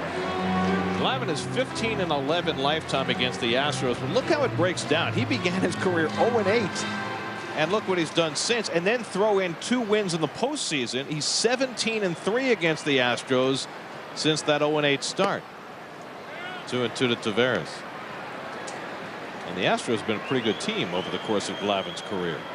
Checking out the Lincoln Mercury starting pitching line. Not a whole lot to write home about on either side. And Taveras slashes 1 foul. So Glavine going right back to the mound after giving up a 5-run 4th inning. The Mets got him the lead right back. And now 3rd time through the batting order. He's always had that one blow-up inning. Taveras toward the gap in left center. Beltran chasing, can't get it. Taveras can fly. On his way to second, turning and on to 3rd. And Taveras in easily with his 5th triple of the year. And just like that, the Astros have the tying run at 3rd base. Well, we get used to seeing Beltran catch everything out there, and he just couldn't get to it on this one. There's a lot of out there. It looked from our angle here that he just kind of pulled up, but he didn't have a chance to get it. And of course, with Taveras' speed, automatic. Well, the Mets have played great outfield defense all year, but we've seen Chavez and Beltran both make less than stellar plays tonight. As Biggio takes a strike. Mets bringing the infield in, trying to choke off the tying run. Heath Bell just back from Norfolk today with the rosters expanding, getting ready behind Glavine. I think that maybe Beltran just kind of misjudged that ball a little bit. Good changeup by Glavine. 0-2 to Biggio. Biggio lined a base hit to left his last time up, and Chavez got caught in between, and Biggio wound up with a double. Didn't take much of a fly ball to get Taveras home from 3rd. Over the bag, just foul. Well, Biggio has just been mired in a very deep slump. He had a 304 April, and every month just kind of regressed. He had 193 the month of August, so that's a month to forget about. Now just 86 hits away from 3,000. Ties him up, and it foul tipped into the mid of LaDuca. Strike 3. Biggio didn't think so. He thought he got hit. Second batter in the game who thought he got hit, and Paul Nart said no. First Delgado and now Biggio, and Phil Garner out to argue.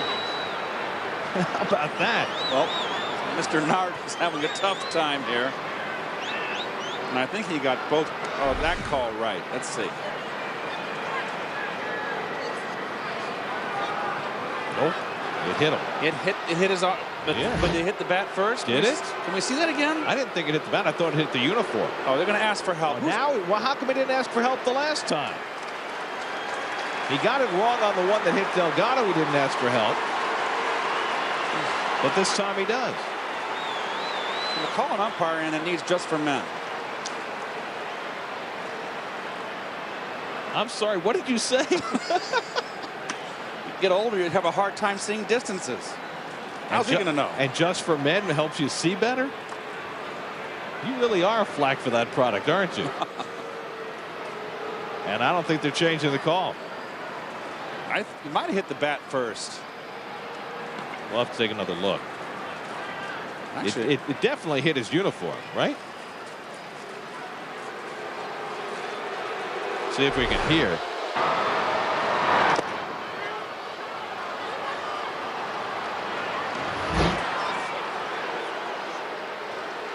Well, Biggio gets no satisfaction. He's a strikeout victim. The 5th of the night for Glavine, and that's the first out of the inning. Well, Mr. Nart is going to have a lot to think about after this game. He's got everybody on both sides angry at him. Well, take a look at it in slow-mo. It's tough to see, and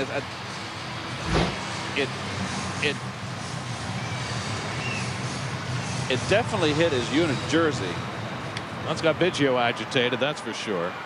So here's Berkman. See if they pitch around him. Tying run at 3rd and 1 out.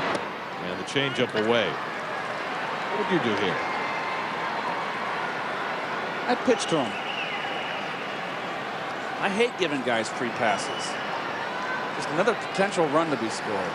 And a bloop single his last time up. And now it's 2-0. I mean, there's not as if there's 2 outs. Okay, maybe you want to pitch around him. You got a guy behind him hitting .211. You might be very careful right now because it's 2-0. And now it's 3-0. We'll see if they just put him on. LaDuca looks in the dugout. Yep. Jason Lane on deck. And they're going to give him intentional ball 4. Well, there's always the threat that Phil Garner will give the hit sign. He gave it already in this ball game, 3-0. There's Jason Lane in the 4th inning. So Berkman gets the intentional pass. His 81st walk of the year. He's always up among the league leaders on base percentage, and again this year. Now, in the statistics, that goes as an intentional walk, right?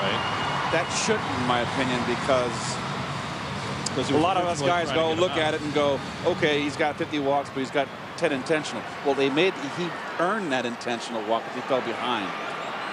So that's kind of a little nitpicking, but here's Lane, and he takes the changeup ball 1. Lane singled home a run his last time up. That was the first of 5 runs the Astros scored in the 4th off Glavine. And now Glavine trying to hang on to a slim 6-5 lead. Turned that one around and fouled it off. Too quick. Too quick. That was a pitch to hit. Taveras the tying run at 3rd. Berkman at 1st.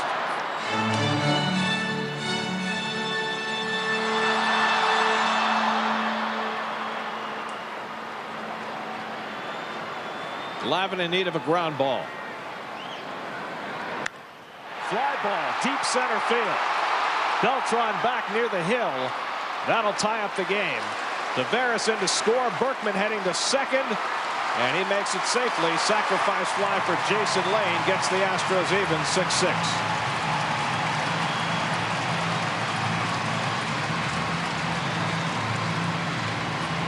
Well, good base running by Berkman, but you better make sure you get there, because if you another high fastball, not a good pitch. Because if you tag up here and you're thrown out at second base, the inning's over. The run doesn't score. So you kids there, remember that. That happened to me once. I did that in San Francisco, and I got thrown out tagging up an identical situation, and I got thrown out at second base.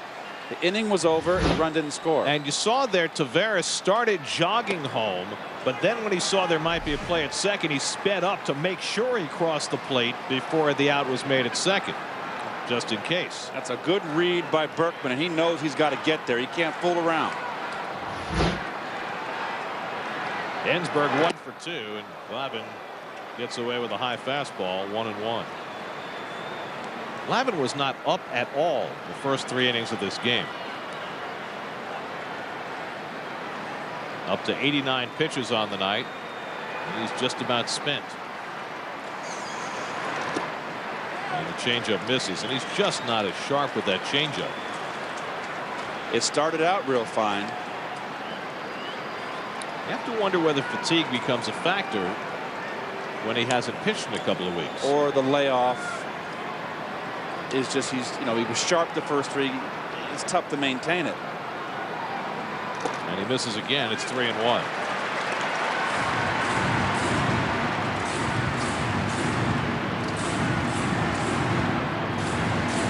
Now this might be his last batter. If he doesn't get Ensberg, Willie might go to Heath Bell to face Chris Burke. Glavine's yet to throw a breaking ball. Just basically fastball change. Back to Glavine, and he has a chance to get through the inning, and does.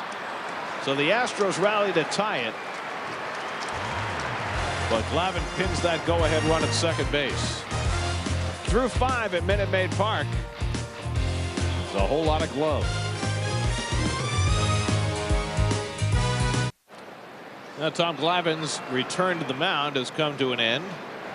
5 innings, 6 runs, 7 hits. Andy Chavez leads off and fouls off the bunt attempt. 0-1. Time for the Best of Barbados vacation getaway. If the Mets hit a home run, one grand prize winner will win an all-expense-paid trip to the Almond Beach Village Resort in Barbados. To enter or see if you're a contestant, visit sny.tv/Barbados today. Andy 1 for 2 got credit for an infield single to drive in a run in the second. Now has 11 hits in his last 19 at-bats. That, my friends, is hot. Average up to .315 on the year.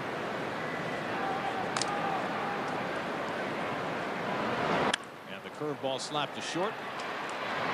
Everett throws him out, 1 away.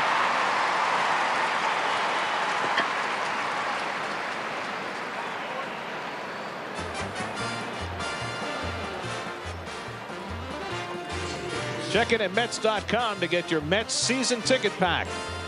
Season tickets for all 15 September home games, plus an option for all postseason home dates at Shea.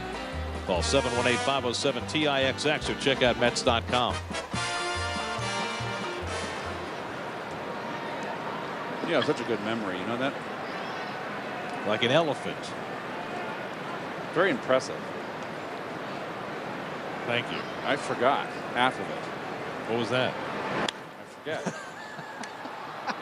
Michael Tucker pinch hitting for Glavine, and he fouls it away. Chad Bradford getting ready to come on and pitch in the bottom of the 6th. Astros with 3 right-hand hitters due up in the 6th. 1-1 to Tucker. So a mixed bag for Tom Glavine in his return to the mound. 3 very good innings and then 2 troublesome ones.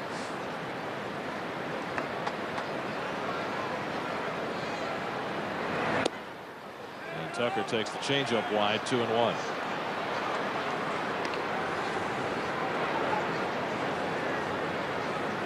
Michael Tucker hitting at .219.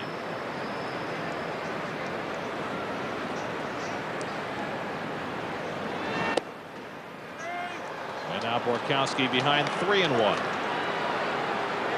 Mets had a 3-0 lead in this game. The Astros scored 5 in the 4th. Mets came right back on David Wright's bases clearing double to go up 6-5. And the Astros tied it. And now Tucker grounds one down to Berkman. And there are 2 out. That's 4 straight ground ball outs for Borkowski after his difficulties in the 5th. He's a sinker ball pitcher, and sinker ball pitchers, when you try to pull him, 4-3 on your scorecard if you're a left-hand hitter against a guy like this if you try to pull him. So as a left-hand hitter against a right-hand sinker baller, you're looking to go to left field. Left center field. The ping hitters go to left field. The doubles and bombers, they drive it into the gap. Here's Reyes, and he takes a strike. The ping hitters. Yes. That's much better than some of the other things those singles hitters. Banjos. Late swing by Reyes, 0-2. You see Jose pulled off on that one. That's an old habit, bad habit of his. That he is. Watch his front foot.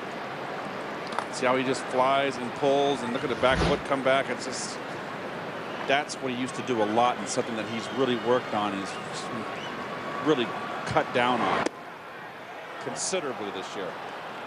Reyes is 0 for 3 tonight. Hit a long fly ball to left center that Taveras ran down his last time. Reyes started the night with an 8-game hitting streak. Loduca hoping to follow. And Reyes strikes out on the curveball. Good inning for Dave Borkowski as he gets the Mets 1-2-3. Reyes goes down on the hook, and that keeps the game tied.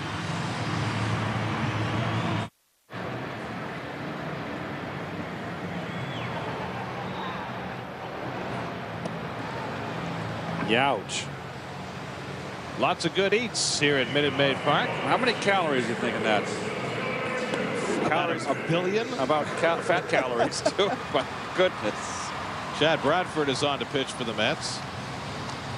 And we all know what kind of year he's had, and he has been just the one man. He's really been the fireman outside of Wagner. He's been the guy that comes in the middle and it's becoming in more tight situations with men on base and just left them stranded. He's just been fantastic this season. 61st appearance for Bradford, who worked a 1-2-3 inning in Colorado last night. And he'll face Chris Burke leading off in the bottom of the 6th inning for the Astros in a 6-6 game. And you hear the buzzing. They do that for the killer bees. Biggio and Berkman and Burke. Nice touch, huh? Of course, it was Biggio and Bagwell that started the whole killer bees thing. Jeff Bagwell's career, of course, is probably at an end now. Last we saw him was in Kissimmee, Florida, announcing that he would short circuit his attempt to come back from the shoulder injury that has derailed his career. Trevor Miller, the left-hander, up in the Houston bullpen. The sole left-hander in that Houston bullpen. Nice bunt by Burke. Right with a bare hand play. Can't get it. A beauty of a bunt by Chris Burke. You are absolutely correct. David Wright was playing back. Had no shot. Nice try.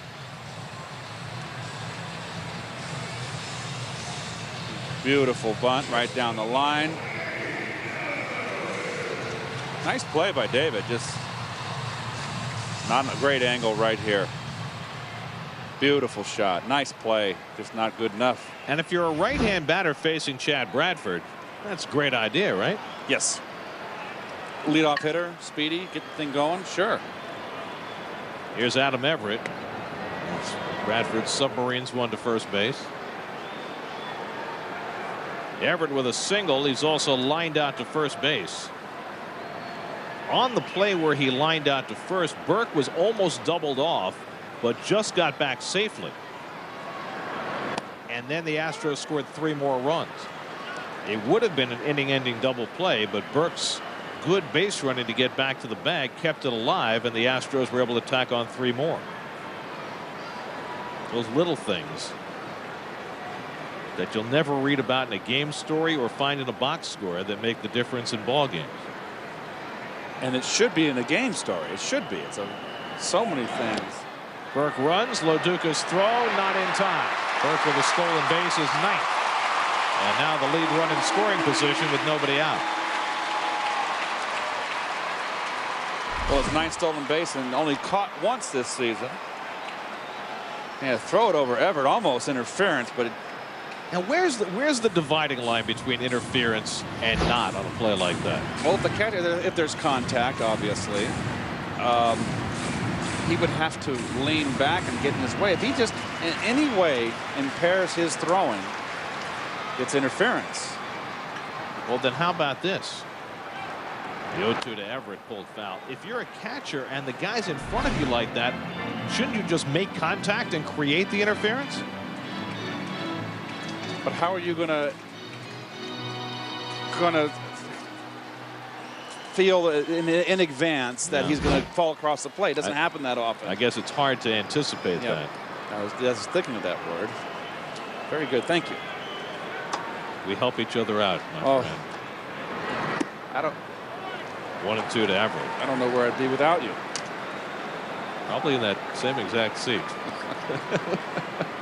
There's Bradford's numbers right there, and again, the numbers don't tell the tale. Those are great numbers, but he's just been incredible at men on base. Hold foul.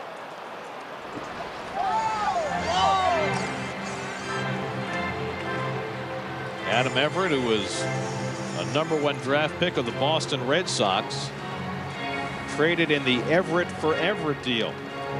Adam Everett for Carl Everett. That's how the Astros got him.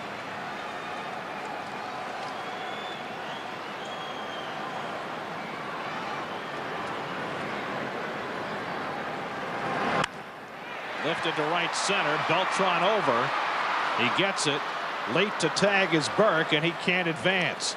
So Burke, who ran the bases well in the last go-round, this time did not tag up in time to take the extra base. It's not good base running here. Now you got to realize that Beltran's running to his left. He gets back to the bag after Beltran makes the catch. He should have been on third base. That is not knowing where your outfielders are and not knowing that you've got one out there. It's a Golden Glove center fielder that can cover ground. And again, those are the little things that can win and lose games. If that ball goes into the gap past Beltran, he walks home from second base anyway. So it was a very poor judgment. Here's Quintero, the catcher, chops one. Reyes charging. Quintero doesn't run very well, and Reyes throws him out. Burke moves over to third. Now there are 2 away, and the pitcher's spot due up. Gorkowski was on deck, but he's being called back, and Orlando Palmeiro will come up to pinch hit.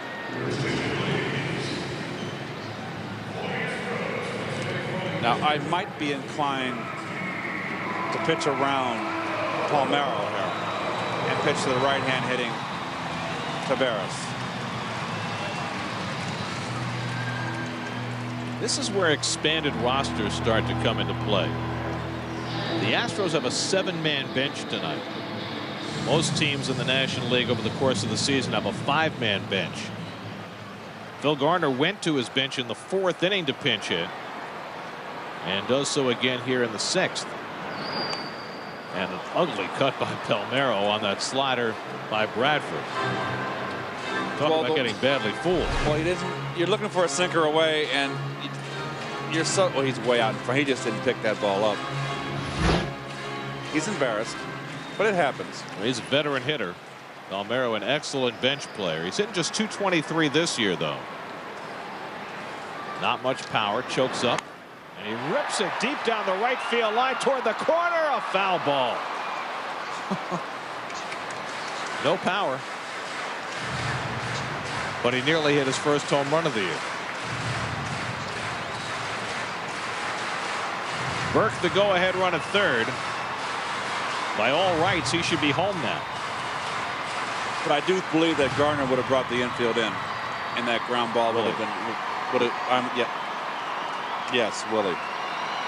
I'll be okay. But that ball was hit so slowly, you don't think he would have had a chance to score? Infield in, and I think Reyes would have had a shot to get him. If that's assuming he would have played out the same way. Right. 0-2 to Palmeiro.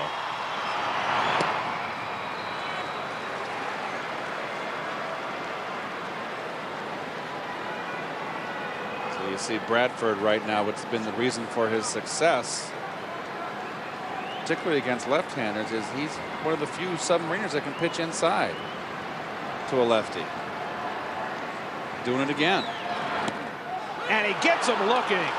Palmeiro out on strikes, and Bradford able to work around the leadoff bunt single by Burke and keep the game tied. Pins the inside corner.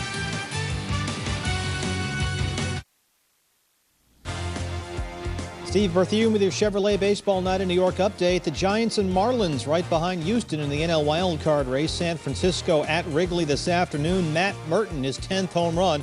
This in the 4th inning. The Giants lose at Wrigley 6-2. Meanwhile, Florida leads at Milwaukee 3-1. Back to Houston. All right, Steve, and here in Houston, the Mets and Astros go to the 7th inning, tied 6-6, and the lefty Trevor Miller comes on to pitch for the Astros. He's been kind of their specialist here. He's the only left-hander they have, and he's brought in here to turn Beltran around to hit right-handed, and Delgado's the left-hand hitter, obviously. But first, he's got to get through Paul Loduca. Loduca 1 for 3, doubled and scored in the 5th, and now has an 11-game hitting streak. Mets led 3-0, trailed 5-3, led 6-5. We're even at 6 as we start the 7th. And Loduca drops down a bunt foul. With the third baseman Ensberg playing back, Loduca figured, why not?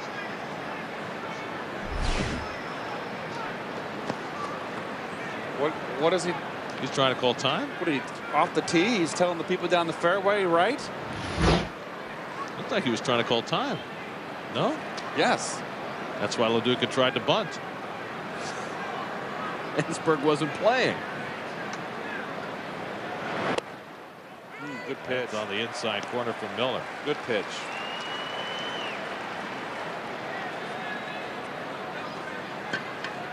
Boy, Loduca's having himself one fine season.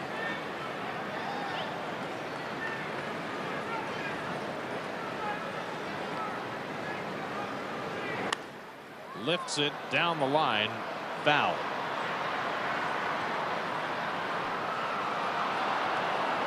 Got a large slice of that, but pulled it foul. We check out the Hyundai in-game box score. Delgado with a 2-for-2 night. David Wright, the one big hit, the bases clearing double to get him to 105 RBIs on the year. 2 more runs scored for Beltran. That hops him ahead of Reyes into the league lead with 111 runs scored. And Loduca drives it to left field, but it's in the ballpark. He must have gotten that off the end of the bat because he had a good cut He at that. had a very good cut and just got out in front. So 1 away. Let's check in with Chris Cotter. Chris. Hey, Gary, I just want to follow up on a story that you told folks about a couple of days ago. The passing of Tom McKenna, who was a longtime trainer for this Mets team. And I got a note from Jay Horowitz, who's the director of media, vice president for media for the Mets. And he said he's gotten a lot of phone calls from people, a lot of emails from people that want to know an address to where they can send flowers for Tom McKenna's funeral services. And they will be held this Thursday. As you can see, there's the address in Minneapolis at the Gill Brothers Funeral Home. So if you'd like to send flowers, that is the address to send flowers to Tom McKenna's funeral services, which will be this Thursday. Okay, Chris, and a great diving play by Willie Taveras takes a base hit away from Carlos Beltran for the 2nd out of the inning. Well, Taveras' defense has vastly improved this year, and that is a nice play right there. Very nice. And that one gets the Houston crowd up and cheering because of the significance of Taveras, the Astros center fielder, robbing the guy who walked away as their center fielder. Beltran now 1 for 3 tonight, and here's Delgado. And he waves at the breaking ball, 0-1. Delgado on base 3 times in a row, 2 singles and a walk. He's scored 1, he's scored 2, and he's driven in 1.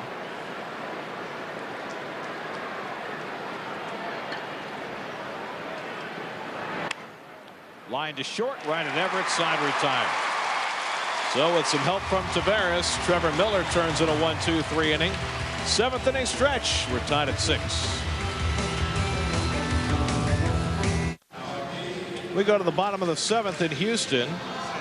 Mets and Astros tied 6-6. The Duck returns for the Aflac trivia answer. Who is the Mets' all-time leader in batting average? Minimum of 1,000 at bats. The man with the helmet, Johnny O. Nice call, Garrett.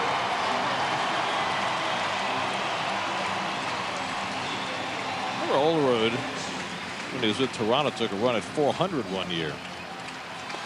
Big crowd here in Houston, made all the more impressive by the fact that this is the first Friday night in September. And in Houston, Texas, that means high school football. But you got a huge crowd here in Minute Maid Park watching the Astros and the Mets. And Guillermo Mota takes over the pitching as we go to the bottom of the 7th. Those are Mota's numbers as a Met. He struggled with Cleveland, but he's done way better since joining the Mets. And if the Mets can get Guillermo Mota on the track that he's on right now, they will have had themselves quite a steal. Well, this is a big test for him here coming into a tie ball game. So this shows me that Willie has confidence in him and wants to see how he performs now in a tight situation. Pitched a 1-2-3 inning in his last outing on Wednesday night in Colorado. And he misses inside to Willie Taveras, 1-0. Taveras had a triple to left center his last time up and then scored the tying run. That was in the 5th. And the corners come way in against Taveras. 2-0. And that's a good point, Keith, because up until now, Mota has been pitching in less leveraged situations than the one he's in now. It's much like how they used Jorge Julio in the early part of the year. 2-1 to Taveras. Well, Mota was a tremendous setup man for the Dodgers for a couple of years. You look at Biggio on deck, but his stock has fallen the last couple of seasons. Struggled big time in the American League this year, and the Mets were able to get him basically for nothing. And he's behind on Taveras, 3-1, and this is not the guy you want to walk. Taveras has 28 stolen bases on the season. Only caught 8 times. Is certainly not the man you want on base. And he swings through the fastball, 3-2. So Mota, who's been relying on his changeup quite a bit, sitting on his fastball right now. Well, he fell behind and swung right through it.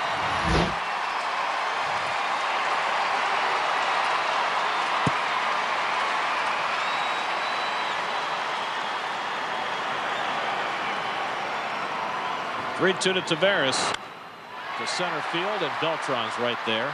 1 away. So 1 out and nobody on. Let's bring you the results of our MLB.com SNY text poll of the game. Most important for you for the Mets' new stadium. 70% said bigger seats and more leg room. I thought it would be that. You don't go to the ballpark for more concession stands. I thought better parking would get more support. Well, it's been a second. But a distant second. Well, we got a silver. That's sham the Secretariat right there. Oh. Biggio fouls one off and screws himself right into the ground. Right off the old toesies here. Let's see. Oh, off the top of the foot. That hurts. Well, Biggio went away angry his last at bat. Thought he had been hit by a pitch. Was ruled to have foul tipped it for strike 3. Now he can add injury to insult.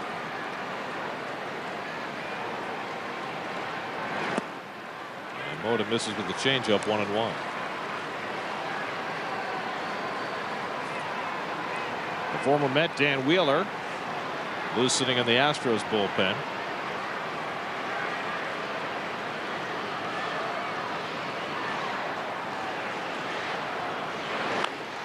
slow ground ball foul. Biggio's never had a hit against Mota. 0 for 5.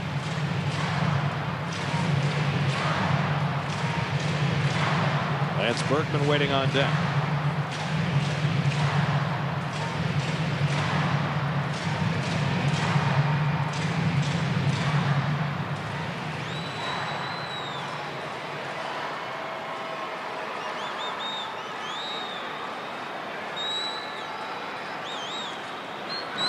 Struck him out.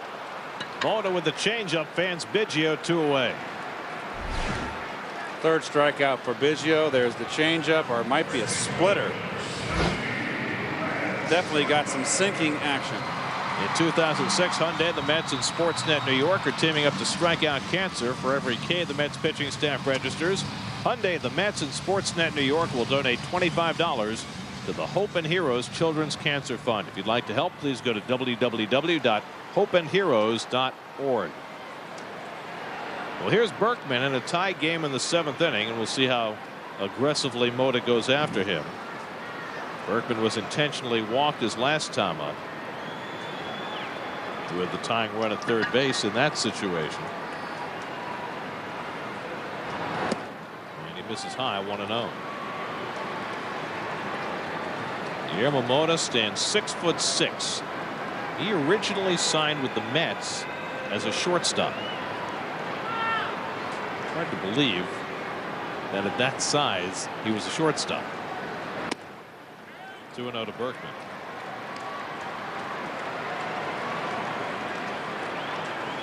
The Astros have never got their uniforms right, have they? The best uniform they ever had was the old Colt 45s back in the early 60s. You didn't like the Technicolor ones? Oh, God, were they awful? To left field, and there's a broken bat hit for Berkman. And Mota will settle for that.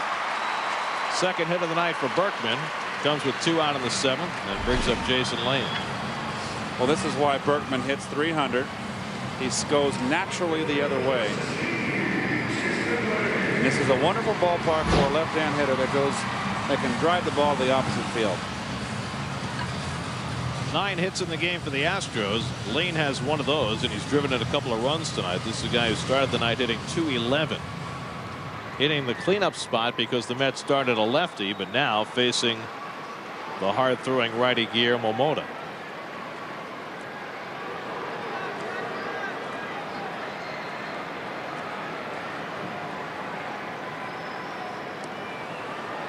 Berkman not much of a threat to run. He's got 3 stolen bases on the year, only caught once. He's not a speed burner.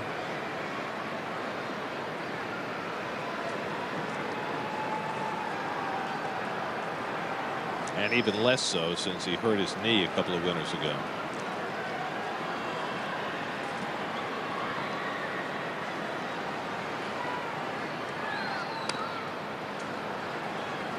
Nothing in 1 to Lane. There's the Colts 45. Yeah, the old Rusty Staub uniform. And of course, with today's politically correct world we live in, that gun is gone. Well, as with the Detroit, what was it, the Detroit Pistons? No, the Baltimore Bullets. Bullets, right? They became Washington Bullets, then the Washington Wizards.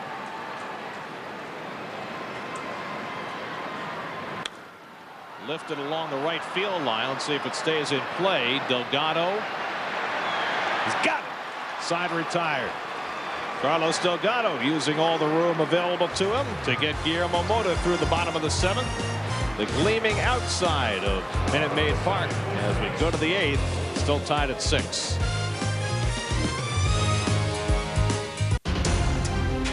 The Mets moved on to Houston tonight. The Astros got themselves a couple of hits against Tom Glavine, and then Humberto Quintero the biggest as they took a 5-3 lead. But the Mets battle right back. David Wright a 3-run double to put the Mets in front. Houston then tied it and used some defense to keep it tied. And we're 6-6 as we go to the 8th inning. David Wright leads off the 8th against the new Houston pitcher Russ Springer. David with the 3-run double now has 105 RBIs, and he fouls the first one off. I'm going to take a moment to wish a very happy anniversary to my wife Lynn. I warned her when we got married that if we got married in September, we would spend a few anniversaries apart. How long have you been married now? 4 years. 4? 4 fabulous years. How'd you mix in those 8 kids? That's a long story. And there are only 5. 1 and 1 to Wright. We worked fast. But we were so anxious to tie the knot. And you couldn't wait. We couldn't wait. And so September 1st is here. And another anniversary with one spouse in one city and one in another. The vagaries of baseball. Poor planning. Yeah. Very impatient. But very happy. That's all that matters. 2 and 1 to Wright. And now Springer falls behind 3 and 1. Shawn Green to follow, and then Chris Woodward as the Mets try and grab a lead here in the 8th. It's been a back and forth ball game. But the bullpens have been very solid so far after Glavine and Wandy Rodriguez both struggled.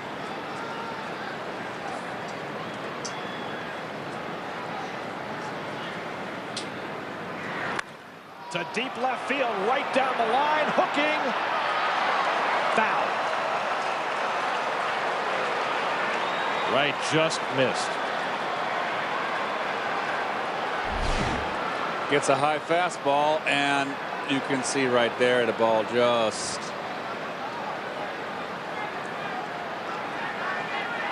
boy, he just turned on that one upstairs. That just hooked. Nice draw off the tee.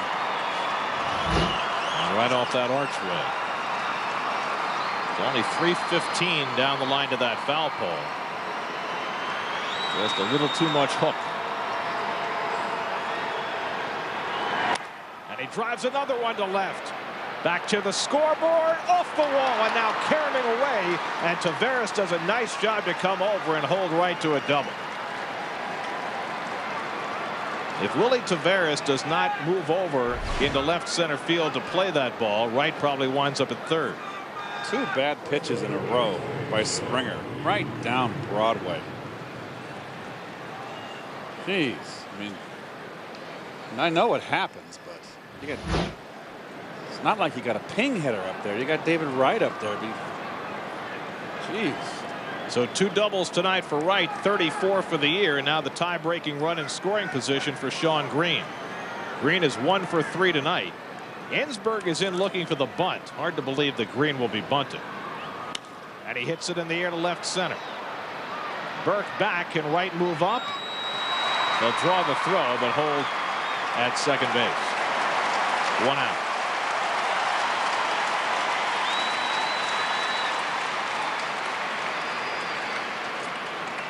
So Green couldn't advance him, and now Valentine will bat for Woodward.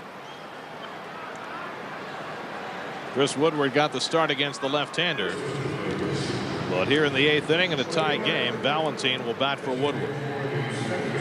Well, here's the situation right here where Willie's kind of got Phil Garner behind an 8 ball, and the fact that Houston only has 1 left-hander in their bullpen, Trevor Miller, and they've already used him. And also the expanded rosters enable him to pinch hit here. Remember, he only had 1 spare infielder.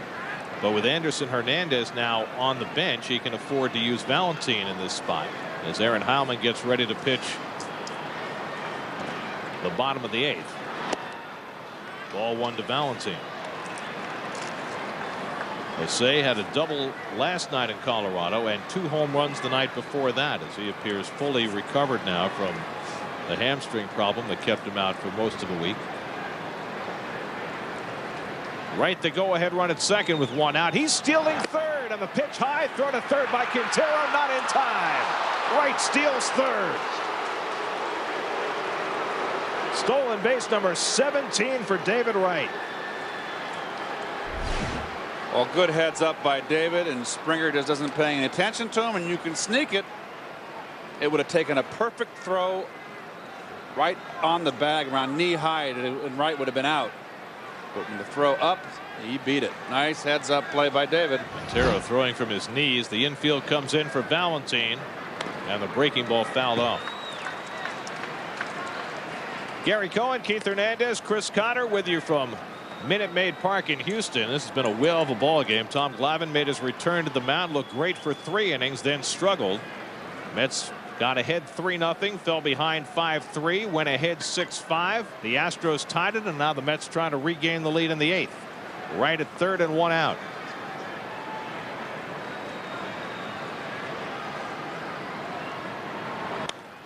And Valentine trying to lift that ball to get the run home, fouls it off.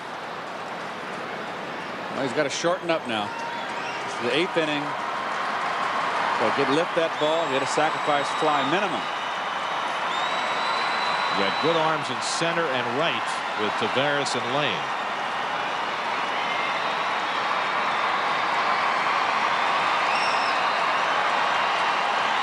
Two and 2 to Valentine. And did he hit him? No, he just got out of the way. 3 and 2. Well, he's got to protect the plate here. Well, that might have clipped his uniform, but not quite. Let's see what he does now. Wright's the lead run at 3rd with 1 out. The infield in. Breaking ball ripped down the right field line. That's a fair ball, and the Mets regain the lead. Wright trots in to score. Valentine with a pinch hit RBI double, and the Mets go in front 7-6.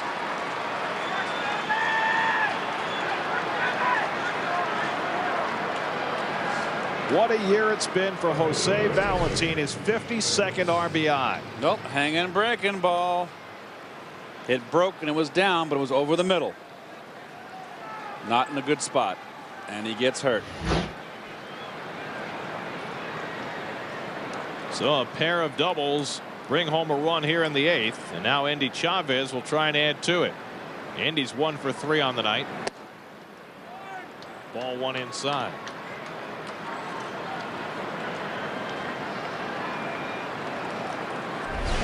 It's a breaking ball here. Now watch the catcher set up high.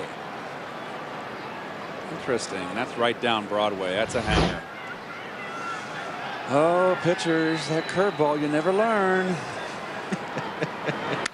Endy goes up the middle. That's a base hit. Valentine around 3rd. He'll come in to score. It's an RBI single for Endy Chavez. 8-6 New York.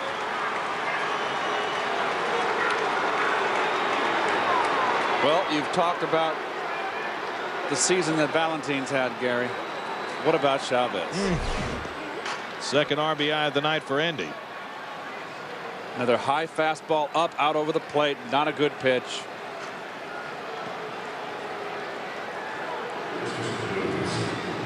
Valentine has very good instincts on the bases, runs good enough.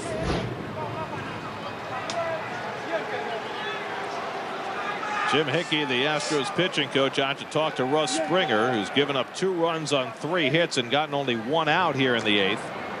Mets have gone up 8-6. They've got Aaron Heilman ready to pitch the 8th, and the former Astro Billy Wagner ready to pitch the 9th. Chad Qualls up in the Astros bullpen. I was talking to Billy today.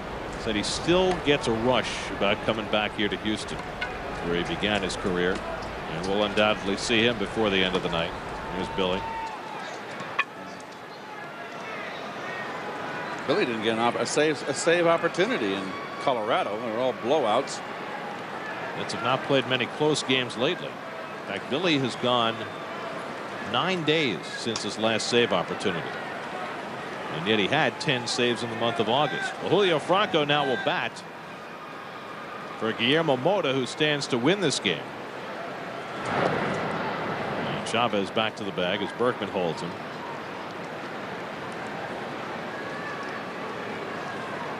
Franco started last night in Colorado, went 1 for 4, hitting a .276 on the year. It's been a rough go for Russ Springer after Trevor Miller pitched a 1-2-3 7th for the Astros.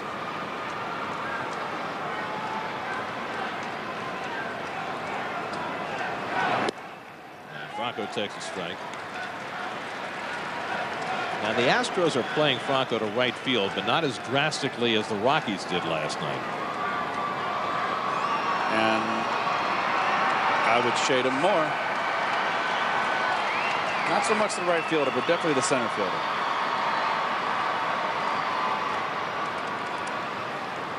Chavez with 10 steals on the year. Look at that. That's about as drastic as you'll ever see a right-hand batter going the other way. And you can also add the 9 in center field to the 19, because that's going up the middle, going the other way.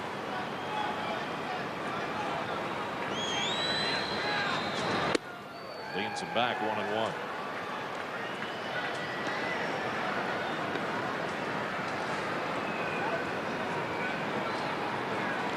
David Wright got the inning started with his second double of the game. Stole third, came home on Valentine's double, and Chavez singled Valentine home. Now Chavez runs, and Franco fouls it off. Indy had a good jump. Julio yesterday, there's the jump right there. Just a split second late, but he's so quick. What's a hit and run play? Julio could have been. You're right. 1-1. Good count. He was looking back all the way. Julio told me last night when we were getting ready to leave Colorado. He goes, Keith, I stink. I said, no, you don't. You don't. It's tough when you don't play. He goes, I know. It's also tough when you're 48. Goodness. 2-2. I can relate. I couldn't even breathe in Colorado, and here he is getting base hits in the major leagues. What does that say about you? I'm old, and so's he. And you're older. Yes, I am. Chavez runs. Franco strikes out. Quinteros throw a good one, and he got him. Strike him out, throw him out, double play. That ends the inning, but the Mets gain the lead. A 2-run eighth has the Mets on top, 8-6. Into the air, deep. Well, you've heard us explain that this September the WB11 is changing into the new CW11, but here's something you might not know. Starting September 18th, Jim Belushi's bringing his Laugh Out Loud family comedy According to Jim to the new CW11. So look for According to Jim weekdays this fall on the CW11. Aaron Heilman comes on to pitch in the bottom of the 8th. Trying to protect a 2-run lead for Guillermo Mota, who's now pitcher of record on the long side. Well, here we go. This has been the normal chain of events. The bullpen, the bullpen, the bullpen. How about that? What a job they've done. Here, the bridge right to Heilman. Heilman, the final span to Wagner. Oh, I like that. Very good. You're like Robert Moses with your bridges. Here's Morgan Ensberg to lead off the bottom of the 8th. And Ensberg takes the fastball, ball 1.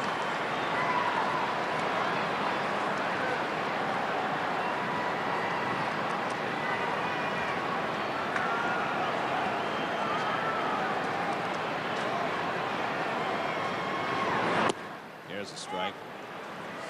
Heilman pitched Tuesday night against the Rockies, came in with a 10-3 lead in the 9th, gave up a couple of runs. That's been a rarity for him lately. In these tight games, though, he's been money. Changeup misses, 2-1.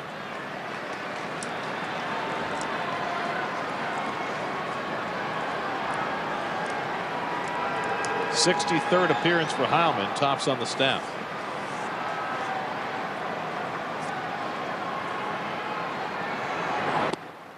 Two and two.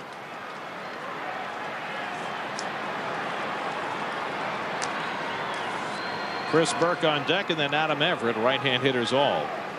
They've got a couple of good left-handed bats in the dugout, and Mike Lamb and Luke Scott. Just misses, 3-2.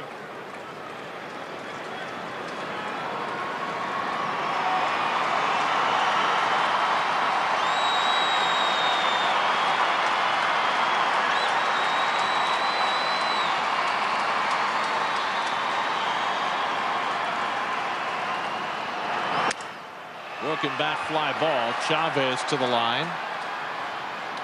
1 out. So Howman breaks Ensberg's bat and gets an out. 1 away.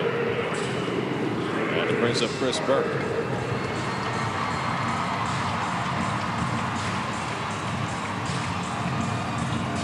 Burke 1 for 2 and a walk. The walk forced home a run in the 4th inning against Glavine.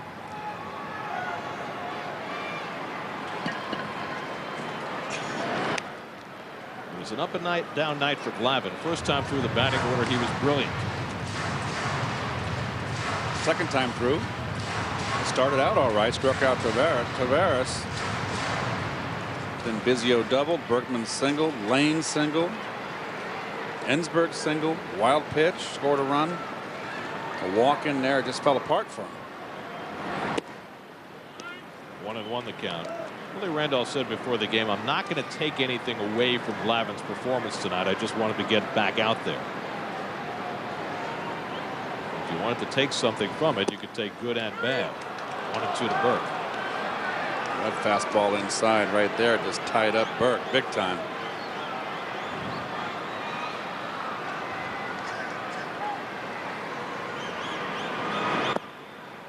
Low, 2-2. Chris Burke, who hit a game-winning home run in the 18th inning of the Astros division series clincher against the Braves last year. Checks his swing. Did he go? Nope, he held it. Larry Banner with the call. 3-2. So Howman running it full against the first 2 hitters to face him. Aaron very revved up for his Fighting Irish, who will be opening their football season tomorrow night against Georgia Tech. Expecting a big year. Popped up, tough play, long run for Chavez, and he gets there. I'll tell you what, when that ball goes up, it looks like it might fall in. But Chavez gets such a great break, he makes it an easy play. Well, when they have Chavez in there with Beltran in center, it is just really 2/3 of that outfield is well patrolled. And Sean Green is a former Gold Glove winner in right field. Maybe not what he used to be defensively. Here's Adam Everett, and he takes a strike. Cliff Floyd, by the way, tonight for the St. Lucie Mets, hit 2 two-run homers in a rehab start. Played 9 innings in left field, and he'll play again tomorrow. Change up by Howman. He's at front 0-2. Cliff likes that A-ball pitching. he may not love Port St. Lucie. But he hit a couple of bombs tonight, and the plan is for Cliff to play through the weekend and then rejoin the Mets in New York on Monday. And how the playing time gets distributed after that's going to be very interesting to watch, as well as Chavez has played.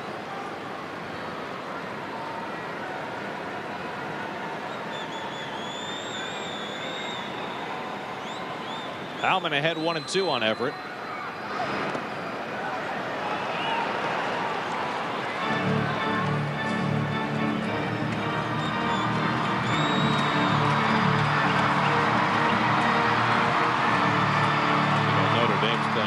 Tech, and Chris Cotter's a Georgia Tech guy. Well, he and Howman may have something going.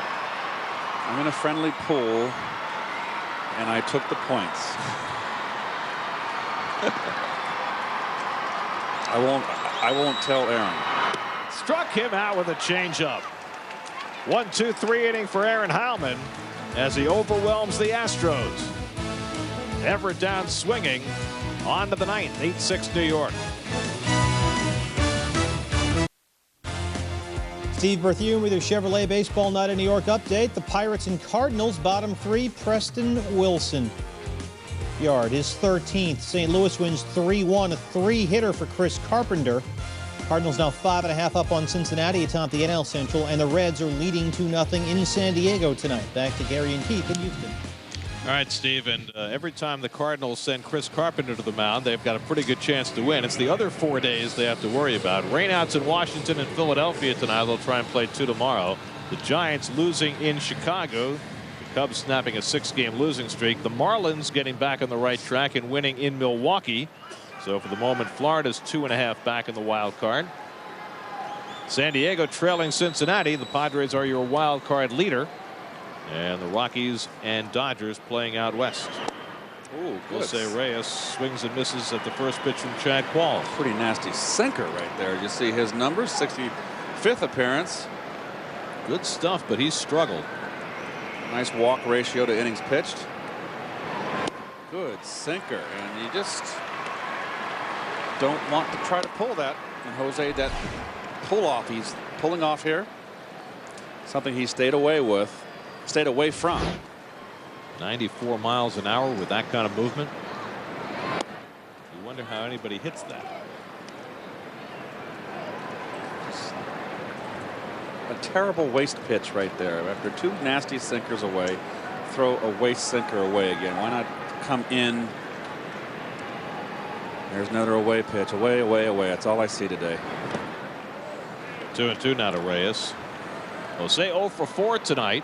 Started the night with an 8-game hitting streak, so that may well be on the line here in the 8th inning. He had one long fly ball to left center that Taveras ran down.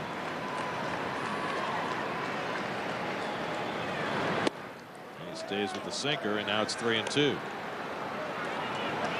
So Qualls was ahead 0-2, and now he's gone full on Reyes with Loduca and Beltran to follow as the Mets look to tack on here in the ninth. And what's he going to do? Another sinker? Think. Hit hard, base hit. Reyes takes the turn and holds up. He was thinking double right out of the box, but Lane got over to cut it off quickly, and so Reyes settled for the single. Take the train to Shea on Labor Day evening for the first of 3 games against the Braves. Then the Dodgers come to New York Thursday for a 4-game series. Avoid the traffic and take mass transit to the game. For information on mass transit service to Shea, go to Mets.com. Big week for mass transit around Shea next week with the U.S. Open in town and the Mets at the same time. Let's see if Reyes tries to swipe one with Loduca at the plate. And Paul takes a strike. So Reyes extends his hitting streak to 9 games. Loduca already tonight has boosted his streak to 11 games. Reyes with 55 steals to lead the league.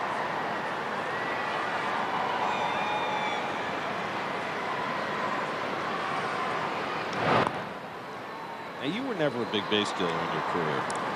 No. But did you study pitchers' moves the way base stealers do? No, it wasn't part of my game. I stole 19 bases in 1981. No, 80. Stole 19 bags. That's good. So, how'd you do that? Just sheer speed? Snuck them. But they never expected me. I always wait. Either I'd steal early in the game, first inning, or if it was late in the game, in a tight ball game, pitcher would be in a... I'd steal to get in scoring position, and never anything in between. So you can just sneak 19 bases, mainly off left-handers, and always took a chance. Once they broke from the belt, I just took off. If they threw the ball over, I was picked off. So Billy Wagner up in the bullpen. Speaking of lefties, 0-2 to Loduca. And he shoots one foul. So basically what you're saying is you picked your spots, but you weren't necessarily a student of pitchers' moves. No, Lou Brock was a student. Lou would sit on the bench. Now, when those 80s and 79, Lou started not playing so much against left-handers. He would bring a stopwatch out on every pitcher. They went in the stretch, and he would time from when they broke from the belt to the ball hit home plate. And he had a chart of all the pitchers, how long they were to home. Because, you know, Reyes is a guy who obviously has sheer speed, but he doesn't run against pitchers until he watches them for a while. Yes, we've noticed that all year. He's not one, and that puts Loduca behind an 8-ball, because Loduca's taking pitches for him and tries to give him a chance to steal. And a lot of times Paul finds himself behind the count. But, you know, you're looking at Paul, one of the hardest guys in the league to strike out. And he's hitting .319, so it's not hurting him too much. 1-2 to Loduca. And a quick throw by Quintero.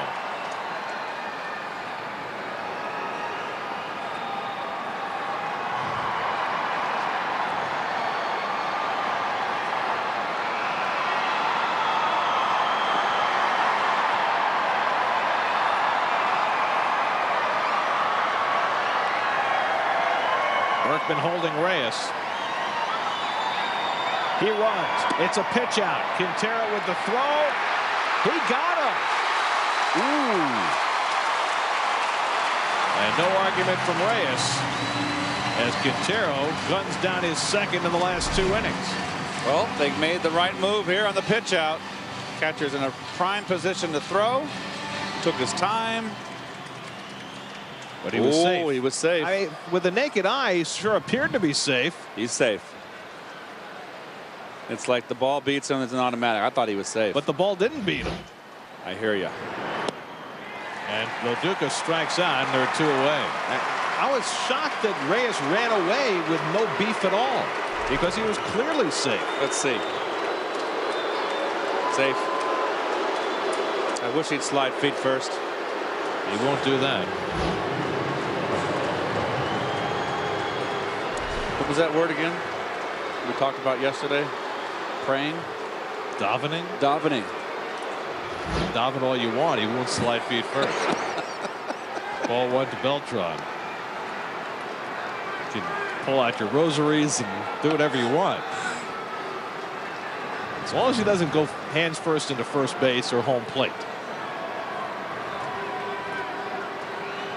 That's where you get hurt. 2-0 to Beltran. Carlos 1 for 3 on the night, robbed of a base hit on a diving catch by Taveras his last time up. He scored 2 runs tonight, and Beltran now leads the league in runs scored with 111, 1 more than Reyes. 2-1. And while the fans here have given him the business all night, they haven't been nearly as vicious as they were last year. It's forgotten. By some.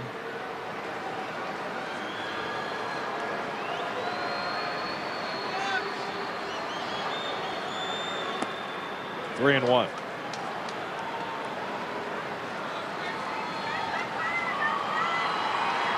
Delgado waiting.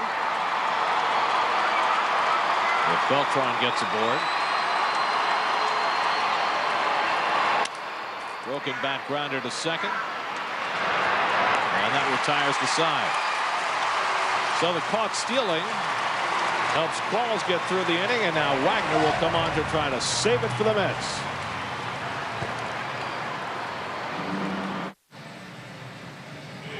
Jose Reyes gunned down trying to steal on the top of the 9th as the Astros pitched out.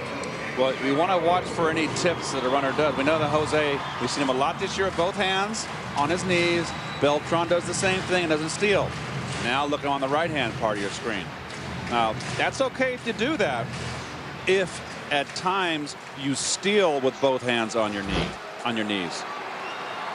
You can't have that kind of a tip off like that.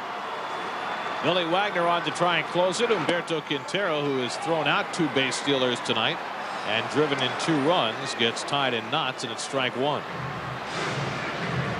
And you see Wagner's numbers, and the more he's pitched of late, Gare, particularly that last homestand when he got the ball a lot in these situations, and he pitched better, much better. I think he needs more work.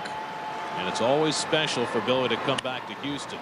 Toward the hole, Wright lets it go to Reyes. The long throw, got it. Reyes with that gun gets Quintero 1 down in the 9th. And you're not kidding. It's a perfect word. What a gun. We've seen it all year. David lets it go. Plant and throw. He's got a cannon. So 1 out and nobody on.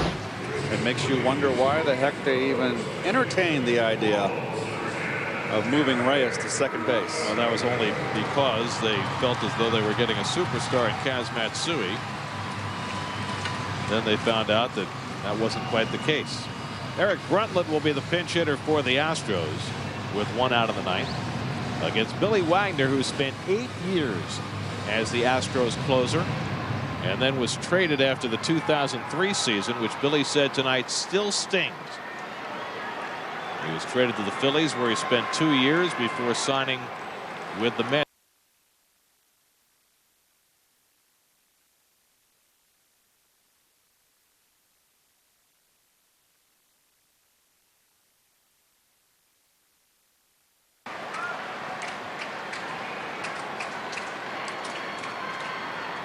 8-6 New York, 9th inning.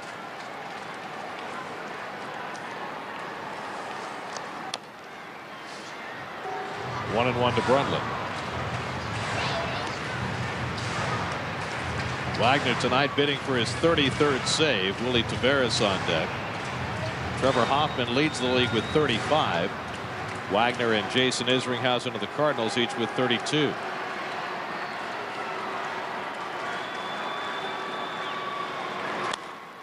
Over the bag. That's a fair ball down the line. Extra base hit for Brundtland. And he pulls into second base with a one-out double. And so the Astros will get the tying run to the plate here in the bottom of the ninth. Right down the line. Nice hitting by Brundtland. Brundtland. So they play the Bees. Now they got to watch the bunt here. Taveras a very good bunter. And he can push towards the right side, left-hand pitcher out there. So Delgado's got to be careful. You see him he's in between there. Taveras 1 for 4, a triple back in the 5th.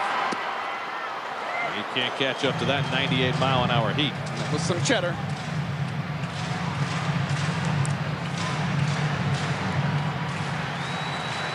Wagner's pitched in a couple of non-save situations, but he hasn't pitched yet on this road trip. And he does try and bunt and misses. 0-2. That can't be an easy pitch to bunt. Well, it's a fastball. It's an easy pitch to bunt. It's an tougher pitch to deaden it, not to bunt it too hard. Don't you risk popping that ball up when it's up in the zone like that? Oh, I see. You're saying about the location. Yeah. Yes. Okay. Sure. Slider, and he fouls it off. He hit it twice on the follow through. Only counts as one. In golf, that's a penalty. I've done that one a couple putts with the yips. You need that long putter.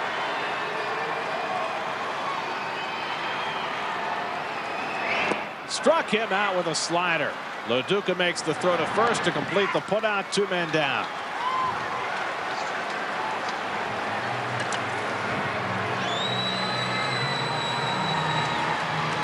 So 2 out.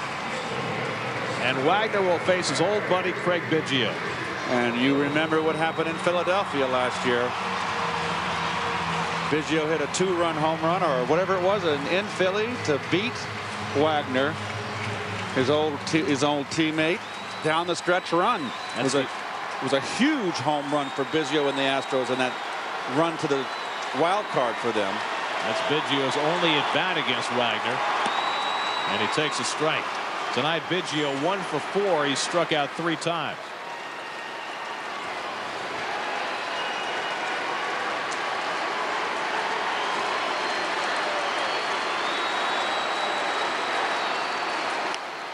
Fouled away. And now Wagner 1 strike away from nailing it down.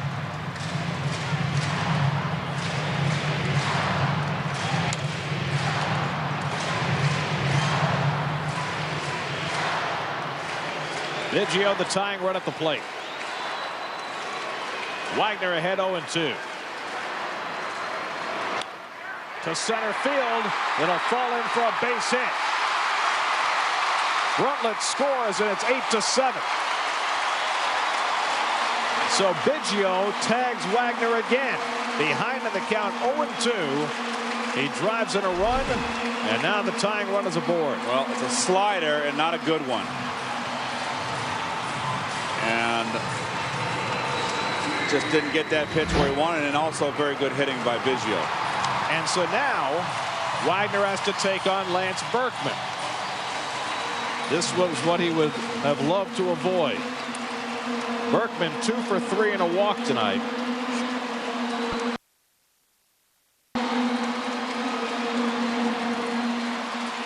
Tying run at first, 2 down, last of the ninth. And he loses the bat, which skims into the stands off the screen. The screen slowed it down so nobody got hurt. Completely fooled by this slider. And understandably, someone throwing that hard, you're looking for a first ball fastball, and that was a very good slider. Well, after throwing a not very good one to Biggio, he came back with a great one to Berkman.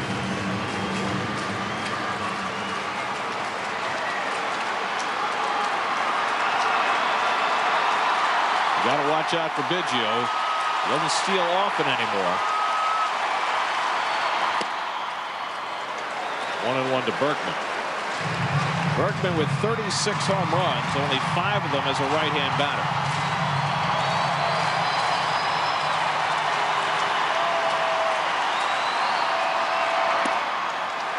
Overthrowing that fastball at 99. 2-1.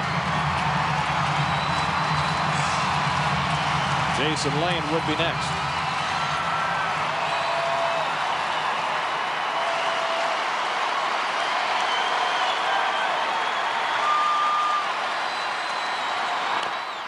Foul ball, 2-2. Another good slider.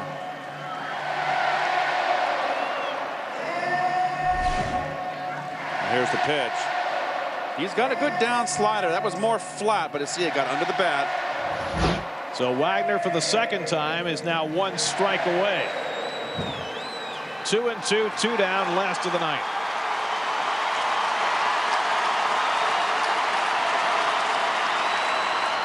Fouled it back.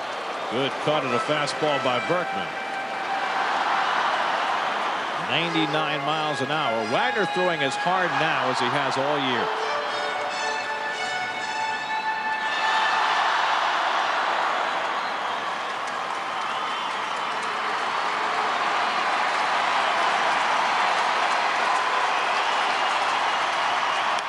Fouled it away.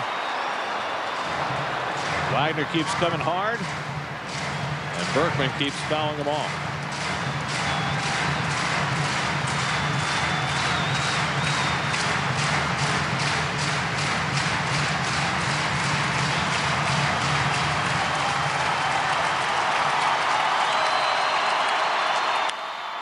And another one.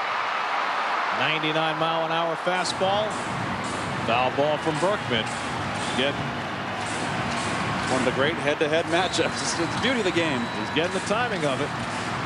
The beauty of the game. This will be the 8th pitch of the at-bat. And he just got a piece of the slider to stay alive. Boy, I didn't know he foul-tipped that at first, but that was a very wicked slider, and good hitters somehow get a piece and stay in the at-bat. This has been an epic. Wagner and Berkman.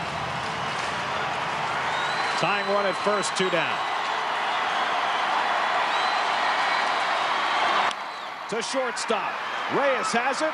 Force play ends the ball game, and the Mets win it. In a back-and-forth affair, Billy Wagner puts the capper on it. His 33rd save of the year, and the Mets take the opener of the series from the Astros 8-7.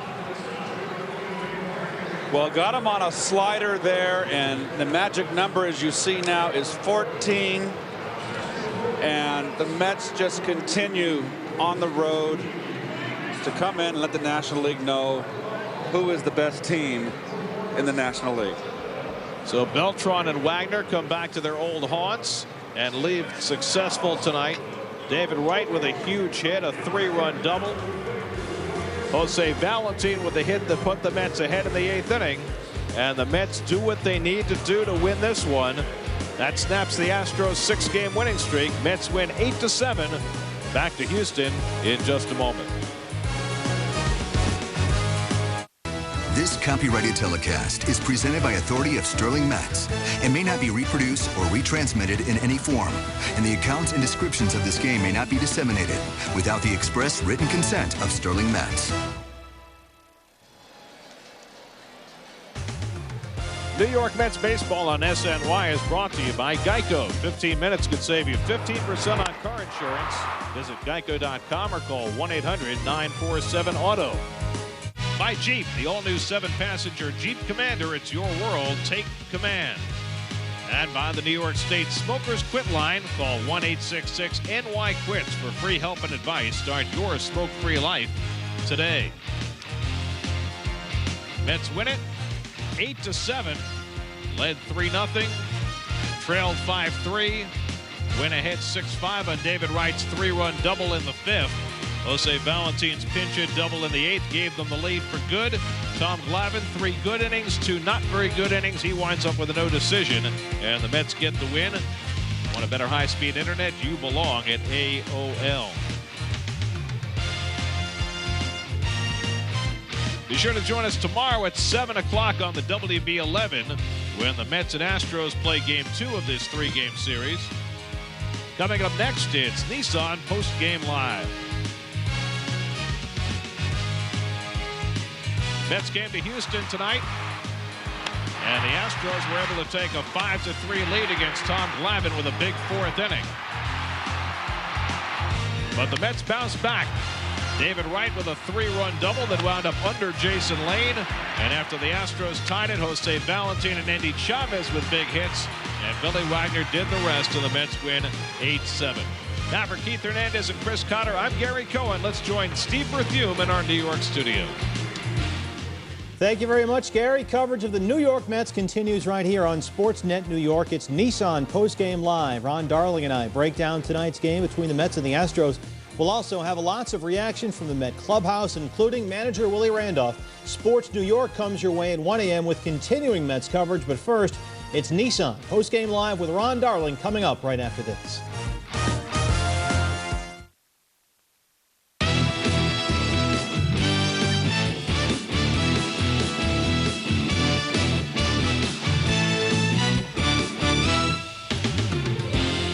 Hey there, welcome to Nissan Postgame Live. Steve Berthume and Ron Darling along the way, coming to you from our SNY studios here at Rockefeller Center West. We'll have full Met highlights, reaction from Houston coming up in just a moment after the Mets' 8-7 win over the Houston Astros to open the series. And Ron, the quick thought right out of the gate here, we look at Endy Chavez, 2 for 4 tonight, couple of RBI. I know Cliff Floyd is coming back, hit a couple of home runs down there in the minors as he rehabs. But right now, I don't know how you take Endy Chavez out of your everyday lineup when you're talking about a playoff rotation. You know what I love about Endy Chavez is that he bats in that 8th hole. It's a very difficult place to hit. And I call him everyday Endy Chavez because every day he does something to help your team win, whether it's base hits, whether it's RBIs, whether it's catching the ball in left field. It's going to be interesting to see what they do when Cliff Floyd does come back. I mean, Endy Chavez has said he wants to play every day, and he made a good case for it tonight, coming up with some big hits. We take a look now. Tom Glavine on the mound. This was the story going into the game in Houston. His first start since August 16th, 15 days between starts, coming back from the blood clot scenario in the angiogram. Bottom one here gets Willie Taveras to line out and then gets Craig Biggio. Little changeup. Tommy, a 1-2-3 first, so looking good early. I thought his stuff was excellent early, especially his changeup. Top two here, Sean Green into the gap. Delgado, who had singled, has to hold up at third, so the Mets have something going here in the visitors' half of the second inning. And here's Endy Chavez to short. Adam Everett throws it away, his 5th error of the year. Delgado and Green score. Chavez to second, so it's 2-0 Mets. And then bottom two, Glavine rings up Chris Burke. As you said, Ron, he had it going up to an early lead as well. Top three after a Beltran double. Delgado singles, Beltran scores. Delgado 23 RBIs now in his last 13 games. Bottom four, Glavine in a jam. After a Biggio double, Lance Berkman knocks it into right. Well, pops it up into right. Didn't exactly get all of that one. Biggio to third. Next up, Jason Lane singles. Biggio scores, and the Astros are on the board now. It's 3-1, and Glavine the wheels just come off here. After a Morgan Ensberg single, loaded the bases, he walks in a run here.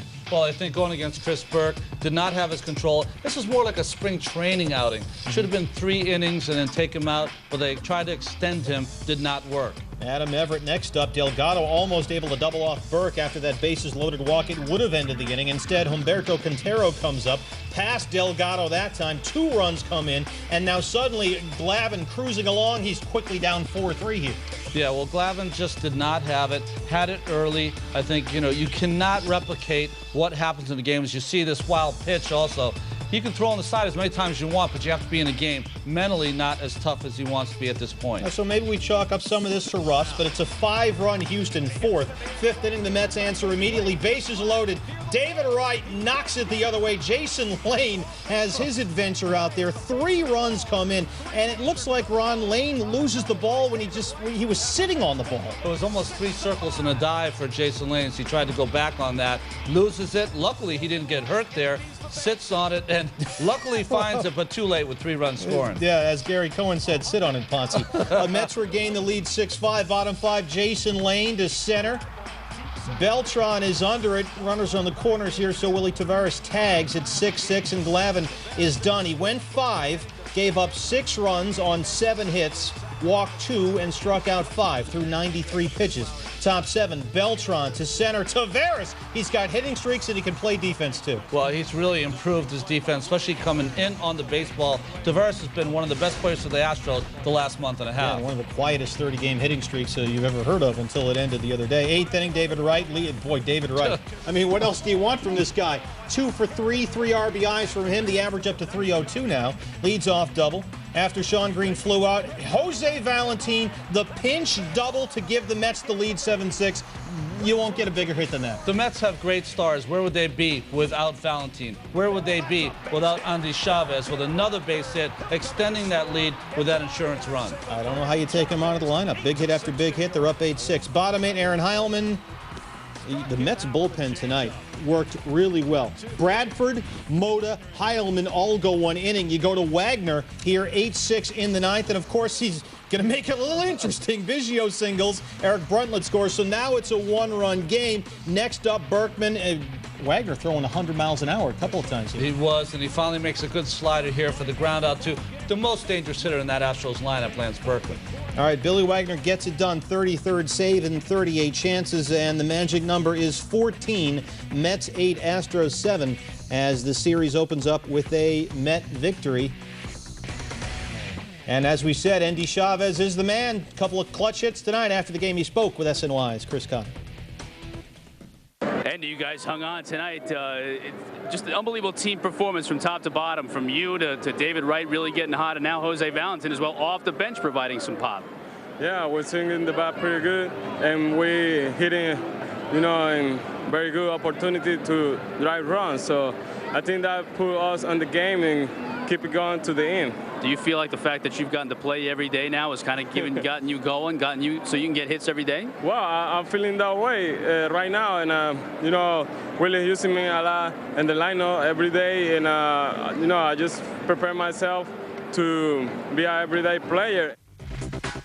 There's Andy Chavez with Chris Cotter after an 8-7 Mets win in Houston. Back to Tom Glavine now, Ron. It was great to see him come out there 1-2-3 for a while, cruising along, and then suddenly the wheels immediately fell off in that 4th inning. Walked in a run, wild pitched in a run. That's not what we usually see from Tom Glavine. I was saying before that when you throw on the side, it's great and you can get yourself in shape, but it's not like pitching in a game with guys on base from the stretch trying to get guys out. So I think the good news is that when you have such a big lead like this, and we hear it every single night, you're allowed to do things that you wouldn't do in a regular race, and that is they extended Tom Glavine 5 innings, and 5 innings is good. It's going to pay off later in September and hopefully in October. We always hear the new term now, stretch the arm out. It's been a while, as we said, 15 days between priority at this point. All right, when we come back here on Nissan Postgame Live, Ron Darling and I continue to break down the game. We will send it back out to Minute Maid. We'll talk to Keith, get his thoughts, and we'll, of course, have Willie Randolph's daily postgame session with the media. You will see that in its entirety right here on Nissan Postgame Live. Stay with us.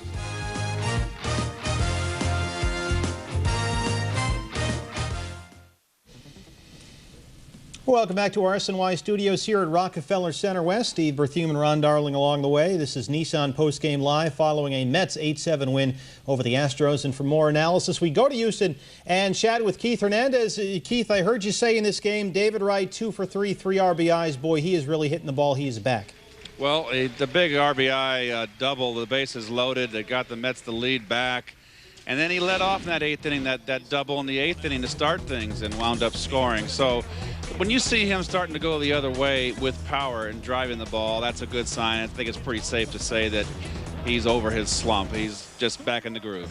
Hey, Keith, you know, the game has changed. It is bullpen, bullpen, bullpen, and the Mets have done it all season long. Tonight, again, doing it with Bradford and the gang, Heilman getting it to Wagner. I mean, the Mets bullpen really is one of the, not the unsung hero, but one of the MVPs of this team.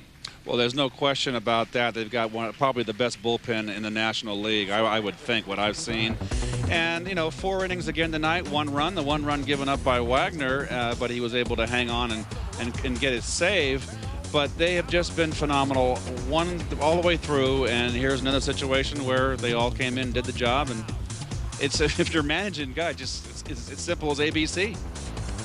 You know, Keith, as Wagner got his 33rd save, when you go and you talk about this team, you see a lot of people that have had great impact, Endy Chavez, but no more, no greater than Jose Valentin and his job at second base, and tonight in a pinch hitting role.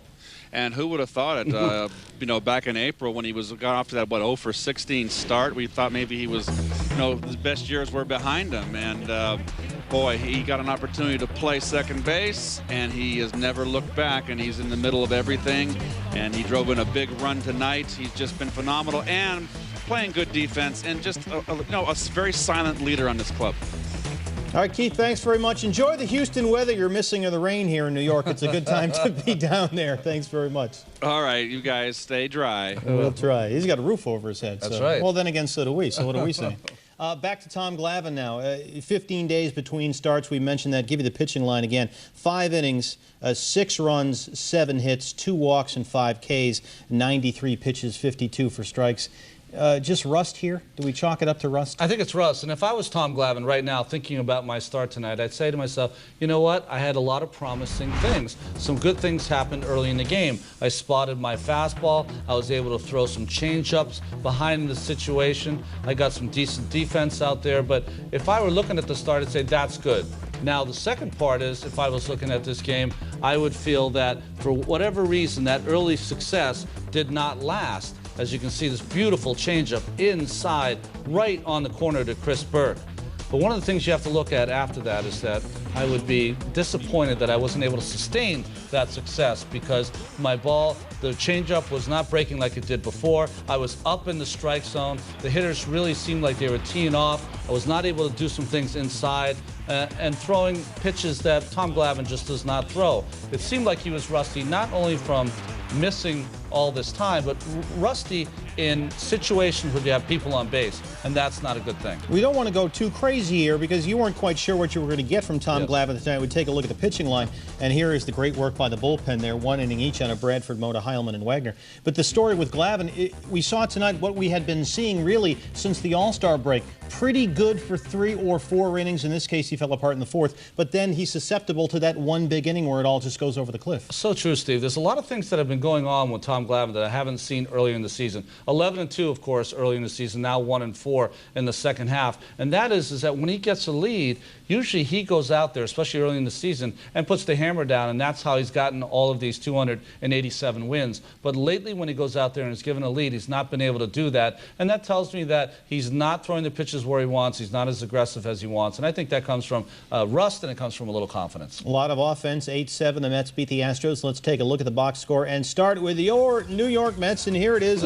Not a lot from table setting from Reyes tonight. 1 for 5. But there it is. David Wright with the big night. 2 for 3. 3 RBIs. Delgado continues to swing well, and Endy Chavez and Valentin each contributing big hits, although Valentin was a pinch hit double RBI, so you're not going to see it there. Anything jump out at you right here? To me, Carlos Beltran, even though he's 1 for 4, 2 runs, now at 111, taking over the lead in the National League and the lead over Jose Reyes. And David Wright's 2 for 3 night gets him up to 302 on the season. Let's check the Astros box score now, and not a whole lot early. Then they had the big 4th inning, and this is what you get at the end. Wandy Rodriguez did not go too long for Houston in his start. He's been in and out of the bullpen this year, so it's not like you were planning on a complete game. 4 innings, 2 runs, 2 earned runs, and 5 hits. So not a whole lot of offense here. No one big guy jumping out at you in the Astros lineup. When we come back here on Nissan Postgame Live, we'll check in with what's coming up on Sports New York at 1 a.m., see what they've got in store in our SNY newsroom, and Willie Randolph's postgame session with the media in its entirety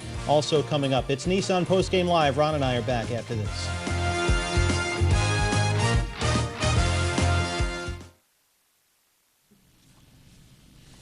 Welcome back to Nissan Postgame Live. Steve Berthume and Ron Darling along the way. We are following a Mets 8-7 win over the Houston Astros. Another win for Willie Randolph. The magic number is now 14. Here is the Mets manager after tonight's win.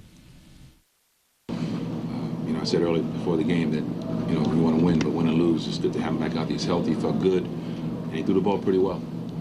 So very, very positive night for us. I think we're going to have Cliff back also tomorrow, which is also good positive news. So. You say tomorrow? Yes. So, nice job by Glavine. He was worried about his command, especially the change of having that much time off. Were you at least surprised and pleased that he had it in the first 3 innings? Yeah. Early on, he was in a nice little rhythm. I think he got away from pitching inside a little bit. Might got him in a little trouble. A couple borderline call strikes or balls. But I wasn't really concerned about. He's always going to be around the plate. It's just a matter sometimes of making a pitch, getting the pitch here and there. But it wasn't like I was concerned about his command. It was just that you wanted to get the rust off. And I said earlier, he really didn't look like he was getting much of a beat, really. Guys like Glavine and Pedro and those guys, you always trust they're ready. You know that they're not going to get too much away from their game plan. And Glavine was great. Just it's good to see him back out there. That's the main thing. Very positive. Is David running on his own on that play in the 8th? Trying to get out there? Yeah, well, we give our guys the opportunity to be aggressive. That's what we've been all year. Picked a nice spot, swing us slow to the plate, so it's a good aggressive play by him.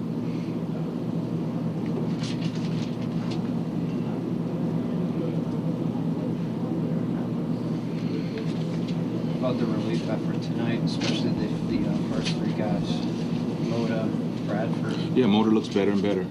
Goes out there and gives us a solid inning.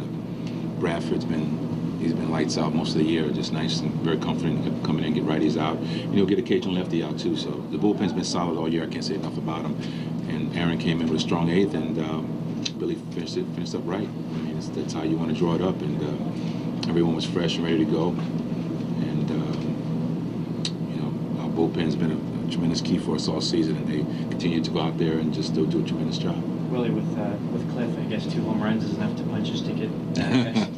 I don't know about that. It's minor league baseball, but I guess maybe he's coming up on a high note. Confidence is probably feeling pretty good right now. But it'd be good to see him. Get the big fellow back here and help him, hopefully contribute a little bit to what we're doing. But he knows when he's ready. I told you guys earlier that there's no time frame on guys like that. They're veterans. They know what they have to do to get ready to play. And I guess Cliff feels he's ready. So looking forward to seeing him. Missed him. Those nice little shots in the arm, getting Tom back, getting Cliff back, and then when Pedro comes back as well, just for the team in September to kind of get a nice little... Well, everybody's been pulling their weight and making contributions. So anytime you can get players that come back that you feel are going to make a big splash and make you even better, that's always very positive. We feel real good about the guys that have been here, the guys that have stepped up for us all year. So they had a guy like Floyd, Pedro. Yeah, I would say that's a pretty good feeling. Feels pretty good. All right, moderately happy Willie Randolph after an 8-7 win. That's a brand new ballpark down there. Can we get Willie, what is he in, like the janitor closet? Can they get him in a room where there's not pipes coming out of the walls? It's a new ballpark. They had to take the mop and broom out of there for him to do that. Yeah. Hey, we got the news conference. Get that stuff out of there. Anything jump out at you from Willie? What is Willie going to say? He's never really electric, but you'd think here, what are we, 83 and 50, that he'd be a little more upbeat. But he's playing it down, and I think that's all right, too. But the thing about them tonight is that he made the point is that they're winning every single night without their number 1 pitcher, without their number 1 outfielder, although Andy Chavez is becoming the number 1 outfielder. And 83 wins tonight equaled their best last year. 83 took them the whole season. That's the stat of the night right there. That tells you where they are. 33 games over 500. We'll be back more Nissan Postgame Live after this.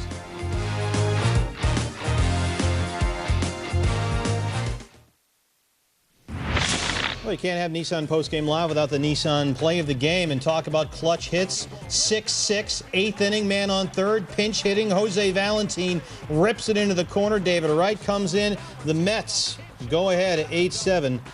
And, that made it 7-6. They win the game 8-7. Jose Valentin, what can you say about Jose Valentin? Here's a guy, Ron. Yeah. He was dead man walking in April. I mean, he looked like he didn't have another base hit in him. 0 for 15 or 16, whatever it was. Now he is one of the acquisitions of the year in Major League Baseball. You know, I hate to go back to 1986, but he reminds me a lot of Ray Knight. Ray Knight came off 2 horrible years. 1 year where he was injured. He was left dead. He was not going to be able to play again, and he got a chance to play during the season, and he became the most valuable player of the World Series. So Jose Valentin, what a find. I mean, you had Anderson Hernandez first. Matsui comes back. He can't do the job. You kind of stick Valentin in there until you can find someone else or make a trade for someone else, and he becomes one of the most valuable parts of your team. Not only at bat, but also in the field. Remember back in April when Anderson Hernandez was hitting like a $170, right. and everyone was saying, well, if he can just hit 200, we'll live with it because of the defense. And now we've got Valentin getting big hit after big hit. And playing great defense. So. All right, so let's look ahead to tomorrow night on the WB11. It's the Mets and the Astros, and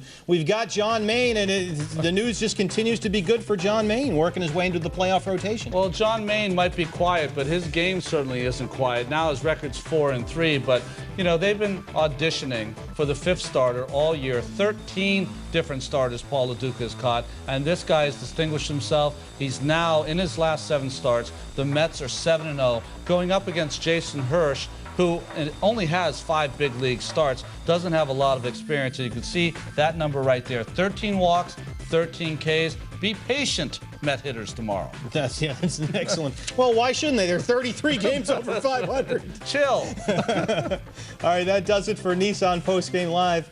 Don't forget to catch Sports New York after the replay of the Eagles-Jets game, which is directly following this broadcast. So we got Jets football. Jets football, and they're, I mean, everyone's hoping they play well. Everyone thinks the Giants are going to have the best year. Maybe the Jets will surprise you. Well, if they, let me tell you right now, if the Jets have a better season than the Giants, that will be a surprise. They won't, but they will. They could have a good year. The Giants, of course, are a great team. Hey, Ron Darling, he brings everything to the table. Right. That's why he's here. He's Ron. I'm Steve. Thanks for watching. Don't forget Jets football coming up next, following this broadcast, which is an 8-7 Mets win. Another save for Billy Wagner, his 33rd. Endy Chavez, couple of big hits. David Wright had a big night, 3 RBI. And the Mets now 33 games over 500. They beat the Astros 8-7. Jets football is next right here on SNY. Thanks for watching.